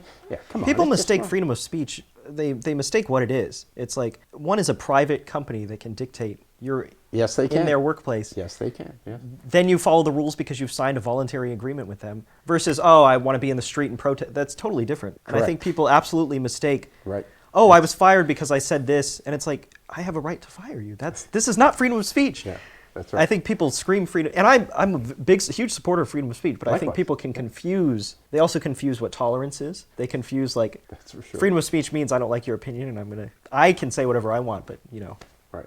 And I think that's not how if something can be destroyed by the truth, it should be. We should be able to say. Facts. Yes. Yeah. We don't rely on facts anymore. Yes. Yeah. That's such a shame. Yeah. Oh, such a shame. Yeah, and people ought to be given the opportunity to come out. Again, I go back to Paul O'Neill. So Paul O'Neill hears about climate change in the late 90s. And you know what he did? He got the 8 experts on climate change into a meeting at the Heinz Center in Washington, D.C., and he invited me to this meeting. So he introduced the 8 guys there were about 12 of us attending the meeting. And he told them, he said, I want you to give me the facts on climate change. That's all. He said, I don't want any opinions for the next 2 days. And it was 16 hours of these guys presenting what had happened in the climate, what the temperatures were here, what this experiment did. Mm-hmm. And they're presenting. And about 4 hours into the meeting, the one guy said, and I think, and O'Neill stopped him right there. He said, I don't care what you think. He said, get back to the facts. Yeah. Wow. That was a pleasure to sit in there and hear the facts around climate change. And you find out that putting CO2 in the air is bad. It's not good. It's deleterious to our environment. But the sky is not falling tomorrow. Yeah. And, it's just like the ozone was a huge thing, and that problem is big, and it protected itself. Yeah. But there are ways to correct this. And oh, by the way, the Earth, in some places in the Earth, is releasing oxygen on its own. Yeah. How about this? Why don't we hear about things like that? Yeah. But it gets too politicized. That's the problem. It sure does. Just like with COVID. Very interesting. And certain issues are falling into liberal and conservative thought when you wouldn't think they'd go there. Yeah. Yeah. Why'd that happen? Yeah. If you're on this team, you Yeah. gotta believe in gun control. Yeah. Yeah. Why? Yeah. And it's It's a great point where you think logically you wouldn't be able to predict, oh, this guy goes fishing or hunting, I know what the rest of his beliefs are and all these other things. That's right. And it's like, what do those really have to do? But you can predict all sorts of things down the line. And I think, for me, I personally, it's a higher value when someone, or it shows something when someone they don't just pick based on the party. Oh, I'm driving my pickup truck, so this means this, this, and this. Right. Or, I support climate change action, this means this, this, and this. And it doesn't have to. In Silicon Valley, I actually there was a guy who worked as a programmer there, and we went shooting, and he took us up in his Prius, which was a very interesting experience, where normally this would never happen. a gun toter environmentalist. Yes. How can that be? Yes. You can't have that. With a on the vegan same in the team. car, and it's like, That's right. okay. I'm an environmentalist. Yes. But I'm not an extreme Yes. environmentalist. Well, you should be tying yourself to the tree then. Which is interesting, yes. Yeah. But I've just ordered an electric car, by Oh. the way. Yeah, pretty interesting. And which one did you get? Cadillac. Okay. Lyric. It comes out in April of next year. Very nice. Yeah. So, and I think that's good. But very few people realize that most of the electric cars on the road today are powered from their local power plant that's driven by Yeah. fossil fuels. Yeah. So when they plug that in, they're getting coal. Well, into that car. people have no. That's the problem. It's like when you talked about. And, forgive the children. We can understand where electricity comes from the wall. You plug it in, but people don't understand. Well, where does this come from? Right. How does this work? And that there's no such thing. No such thing as a free lunch. It's not like the energy magically comes. It's like these things cost things. You have to produce. Yes. It comes from somewhere. It's not a free like, oh, it's just driving on magic right now. It doesn't Right. work that way. And the coal industry has been decimated in the last Yeah. 2 years with promises of more decimation. yeah. Meanwhile, they've identified 500 years of reserves. And if you talk to a person like Warren Buffett, he said, keep them there. He said, Yeah. they're going to have value. 200 years from now, people are going to want that coal. It's an interesting Yeah, thought. yeah. Which is something. What do you think of nuclear? I think we have found ways to make it safer. Absolutely. It is very clean energy, and it delivers. Yeah, but the problem is that too many environmentalists don't support it, and it's like it's one of the few. We can't do solar and wind on its own. We need. That's right. Yeah. People think you just put the windmills out and the solar, and it magically we could have enough. They have no idea how much energy the country uses, and it's not like you can just I won't turn on my sink that much, or I'll turn off the light. It doesn't work that way. Yeah, it's every little bit helps. It doesn't. Yeah, well, sure, but I'm saying. But If you look yeah, at scale, we're talking Yeah. about scale. Yeah, I always envision how many windmills do you need to fire that rocket in the sky, right? Yeah, it would be a million. yeah, exactly. Would you go to space? Oh yes, Yeah, yes. yeah, Immediately, I'll take a seat. Yeah, yeah. yeah, definitely. Absolutely. Would you? Oh, definitely. Yeah. Oh, I think my, would that be- going to space and landing. You're talking about landing. Neil Armstrong. I think it's so amazing. Every time I look up at the moon, I'm thinking about how amazing that was, and how it wasn't so. It feels like there's a pessimistic attitude about science and technology, Why would that be? Yes. and so I think Very about interesting. the Apollo being able. It's just amazing that we did that. Yeah, nuclear you would think would be on the liberals' agenda. It's not. Yeah. Yeah, and I just don't understand Yeah. that. So that's why if you took all the issues that are there, yeah, and I'd probably be on both sides of a lot of those different issues Yeah. in different places. But that shows you're a little more of a thinker. Maybe you give and Yeah. take. But let me finish asking just a few more questions about that I ask everybody. What's your favorite movie of all time? Favorite movie of Yeah. all time? That's a hard one. I love movies. Oh, do you? Yes. Okay, I great. watch a lot of movies. I get depressed when I- people say they don't like movies. I've just seen the new Top Gun Maverick Oh, movie. what'd you think? It was wonderful. It was wonderful. It was wonderful. They made that exciting again. Yeah, and the way they did it, I think they set it and I up thought well. the references to the first one were appropriate. Yeah, so that's high on my list for recent ones. And Jurassic Park, I saw it was good. Uh-huh. The effects were better Yeah. than others because technology is getting better. I kept seeing these 8 people going around in different areas, and Yeah. it was kind of forced. Yeah, yeah. So yeah. I didn't like that one as much. But I love movies. I go back to some of the favorites. Groundhog Day is one of my Fantastic. favorites. Yes, I Yeah. just enjoy that so much. And Bill Murray is just so funny. Yes, he was Yeah. wonderful. And wouldn't we all be able to relive a day and Oh. I mean not be trapped, but Yeah. Yeah, or go back in time and Yeah. different ones. So some of the time machine movies I've enjoyed. I don't like science fiction. By the way, I love all of the Mission Impossible movies Oh, yeah. and the James Bond movies. yeah, And fantastic. I just- What did you think of the latest James Bond? I liked it. He died. Did he? I think he died. We didn't see his body. We didn't see his body. My wife claims that he's coming back. I would love that, but I don't. He's coming back. She said they're going to dig him up. Who's your Yeah. favorite Bond? I like Craig. It was Pierce. no, the original. Sean. Yeah, Sean. Sean Connery. Yeah, of course. Oh, he's been in some great movies, and what a wonderful career that man had. Yeah. Yeah. So his movies, I Yeah. thought the world of all the way through. But he was my favorite at the beginning. But now the latest one. I was skeptical of Daniel Craig, but he did a was. fantastic job. Yes, he's come out. And I've read the Fleming novels before the first Bond book. I read a lot as a youngster. Bond wasn't perfect. He had flaws. No, yeah. At least in the Fleming Daniel books. Craig was And more like... Craig's got yeah. more of those Yeah. flaws. That And he's sort of cold, and he's dealing with this emotional... I think, you know, back to like the wonder of technological development, I think it's amazing when you think about how far, like even coming here from Michigan, like how long would that trip have taken 1,000 years ago, 100 years ago? How uncomfortable would it have been? How unsafe would it have been? People don't realize you turn on the water and it comes out. Yes. You don't have to go get it. And you don't it's have pure, To, yeah. You don't have to worry about dying Right. when you're drinking it. Right. It is amazing. Yes. And people we think of what we have today. It's Yeah. incredible. I think people really don't realize how much we've come up from the muck, you know, and like really suffering. The interstate system was put together by Eisenhower. Yeah, yeah. And it was wonderful what he did. And you go to Russia and you find out you can't drive from Yeah. Moscow to St. Petersburg. Yeah. Or it's going to take you 4 days. Yeah. Yeah. So people take the train over there, everywhere they go. Yeah, it's amazing what we have today. We're fortunate. And I talk to Elena every day. She's in Russia. Yeah. Yeah, that's amazing. How is it? Is it crazy over there? No. You know, or No. It's just most people just don't care yeah. about the federal government Yeah. or what they're doing Yeah. or what the big boys do. Yeah. They have their home out in the village and Yeah. they try to get by. That's Yeah. all. They don't care. Do you get along with her family? Yeah, very, very much so. That's her son and his wife on the right side. You can see them. Oh, very nice. What's his name? Dmitri. Dimitri. Very good. Do they still live And, over there? and Olga. Pardon? Do Dmitry and Olga still live in Russia? Yes, they'd get out if they could. They can't. They don't have visas to even visit here, Oh, which man. is a shame. He lived with us for 2 years while he went to Carnegie Mellon for a graduate degree. Then he got hired by a U.S. company that wanted him to work in Russia, but they were still able to visit. So he's visited 7 or 8 times, and Olga's visited 3 or 4. And we take them on vacation, so they have their own room upstairs. It's still loaded with Wow. clothes and books and things. They'd love to come. They can't. Yeah. Can't get a visa. The U.S. Embassy's closed. Can't even get an interview. It's a It's shame. so strange. Yeah. So I'm trying to get him out. And he either has to get hired by a company that will sponsor him for the green card, or they're still granting student visas out of Russia. So Wow. I'm trying to convince him to get in a PhD Yeah. program. Yeah. It'll give you 4 years, and maybe something will happen during those Yeah. 4 years.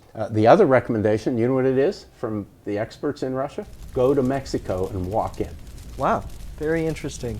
How about that? Oh my God. What's that say about our country? The think that Russian was go that to easy. Mexico. Go to Mexico and walk in. And oh, by the way, when you get close to the border, buy a car for $300 or $400 because they scrutinize the ones driving in less than the ones walking in. Wow. So Interesting advice. So the recommendation out of Russia is illegal immigration. Yeah. And then they said once you get here, if you came through the Mexican border and you turned yourself in, you'll have a paper and you'll be on the list of people they excuse 5 years from now. How interesting. Or give citizenship to, Yeah. or citizenship It's like this back. is the official, process that you have Yeah. to. Gee. And So you- he asked me about that. Should I go to Mexico and walk in? Yeah. No. No. This is the ethical on the ethical. That's right.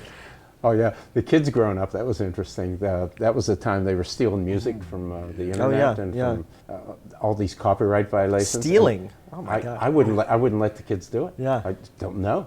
No, Now your they gotta father's buy a a patent CD. attorney. It's You in your you house. you'll Yeah, buy, yeah. you'll buy the licenses. Oh my. Oh, goodness. Dad, nobody else had. Yeah. Sorry, we're buying the license. Dad.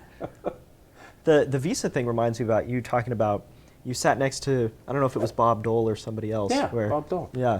And he was asking you about an oligarch or. Yeah, the oligarch that we bought our business from, he was Oleg Deripaska, and he was asking if he should help Oleg get his visa to the U.S. And I think that's why they sat me beside him, because I Yeah. knew of him and knew him, and I recommended not to do that. There was a lot of clouds over his head that he acquired a lot of the aluminum industry by devious means. Yes. And I recommended you ought to stay away from him Yeah. and stay away from that. Yeah, what you did. Were you ever afraid of getting hurt over there? I wasn't. Okay. I'm told that I was naive, that I could Yeah. have been hurt at any time. The hurt would come from the Russian mafia, which you paid to protect you, and if you didn't pay, they would hurt you. We never had that. They never Yeah. crossed our door. They never asked us for protection money or anything else. And I think because we were under the eye of the federal government and we were so big, they just Yeah. stayed away from us. Other areas robbed by the police, but they didn't rough me up or anything. Yeah. They just took my money. Right? Yeah. Yeah, Which is different, yeah. Yeah, And, different. and I That's was a good detained in airports. So they would recognize me as a Westerner, put me in a back room, yell at me, recommend that we go to a bank machine. You can get 8 or 10,000 rubles, give it to me and go on your way. And I'd say, no, I'll wait till we work this out. So my longest detention was 9 hours in the Rostov airport in southern Russia. That was a shame. I think it's good you have these stories because it shows like you can stick to your principles Yeah, in you these can. situations. Yeah. Yeah. And in fact, in Russia, by sticking to our principles that first year, where we only spent $20 million, we were able to spend more the next year. So we spent Yeah. more than 100 the Yeah. next year, more than that the next year, and more than that after. So if you stick to your guns, it'll pay off. And I believe that. Yeah. Who do you think is the smartest person of all time? Smartest person Mm-hmm. of all time. Whoa. Well, that's interesting. So you usually come up with Einstein. He probably had that high IQ and Mm-hmm. his ability to process different things. But I go to other people who were dynamic, like John Kennedy, Mm-hmm. and setting goals and objectives like putting a man on the moon in this decade. That's pretty smart for him to do something like that. Yeah, I'll And- say that speech sometimes when I'm trying to do something hard. Yes. I'll be like, Yes. we choose to go to the moon in Choose this to go to the moon. decade. Yes, and he gave hope to a Yeah. whole generation. Yeah. And right now, I listened to our president of the United States today saying the Americans are weary and they're upset and everything's going wrong. Well, it's his job to dispense hope. And what does that say? I think that's going along with the culture too. It is. It's a It lack is. of agency. But if we could find a dynamic leader right now who would be able to dispense hope Yeah. to the American people, I think that would be pretty smart. Yeah. And I'd like to see that for the next candidate. I also wonder what's the rest of the world think when they looked at our last presidential election, said that's the best two you can Yeah, offer yeah. from that whole country?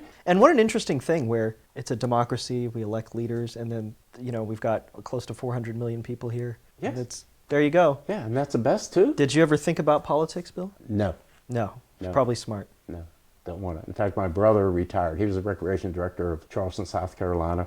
A lot of good stories about Tom. So Tom retires, and he said, I'm going on city council. I could make a difference. I recommended highly and hard against that, and he did it anyway. Wow. And for the last, he was in for, I think it was 4 years. His last 2 years, he did nothing but complain and couldn't wait to Yeah. get off of that. Yeah, Yeah. it was ugly. It was just political. Yeah. Everything, you scratch my back, I'll scratch Yeah. yours. You did not what's Yeah. right or wrong. You didn't come from the right family to thrive in that. But Tom, I'll tell you one Tom Yeah, story. please. So Tom's the recreation director of Charleston, South Carolina. The poor districts in Charleston have some black children who don't know how to swim. They live this close to the ocean and they don't know how to swim. 2 or 3 would drown every year. They'd go into a pool or the ocean or a creek and they would drown. And Tom finally got disgusted with that after 3 or 4 years of this, and he wanted to do something about it. So he decided that he would go to the last person who died, and it was Genesis Holmes was his name, the young boy. And he went to Genesis' mom and said, I have this idea. I want to build Olympic-sized pools in the poor neighborhoods in Charleston, and I want to teach kids how to swim so they don't drown anymore. But I want to use your son as the project name, and I'm going to call it Project Genesis. So Tom put bulletin boards up, and it said, I forget exactly, I think it said 2 black children are going to drown in Charleston this year. That's all it said. Yeah. And then they had Genesis Project in the What a corner. great, Everybody got up yeah. in arms. Yeah. What's this? Yeah. How can he be putting this thing Yeah. up? But he had that little note down Yeah. there, and anybody that followed through found out Yeah. we're trying to raise money to build. What a Olympic great way to pools get and people things. interested. He got lots of attention. Yeah. A lot of it wasn't good. He raised the money, built the first pool Yeah. in the poor neighborhood. Guess who the head lifeguard is at that pool? Genesis' mother. Wow. And I have pictures of Tom with Genesis' Yeah. mother. Yeah, and how wonderful a Yeah. story is that? Yeah. That's good. It is a great and story. Guess how many drowned last year? None. How about So that? we have an O'Rourke safety, no That's work right. day. See- Yeah. So yeah, real proud of Tom. He's good. We went to Ireland together a couple of years ago. Uh-huh. That was fun. A lot of fun. Met with some family. Yeah. That was fun. O'Rourke, who would be Yeah, who would think? shocked you were Irish. It's been so great talking to you. Good. I'm I just, glad you could stop by. Yeah. That's good. And thanks for having us. Okay. Thanks for coming. Yeah. I think so. Drive safely. I will. Okay. Yeah. Bill is someone who is full of great stories and is good at telling them. He's also an optimist. Me, I can be too cynical. I believe in being realistic and maximizing predictive power. And as Kelsey points out, often having the most cynical outlook has the best predictive power. So I'd rather see people as they are versus how I want them to be. But it can be hard not to feel depressed about it. But someone like Bill makes you feel a little less cynical about life, with his optimism and higher standards rubbing off on everyone around him. He makes you want to take a little more pride in how you act. That's Bill.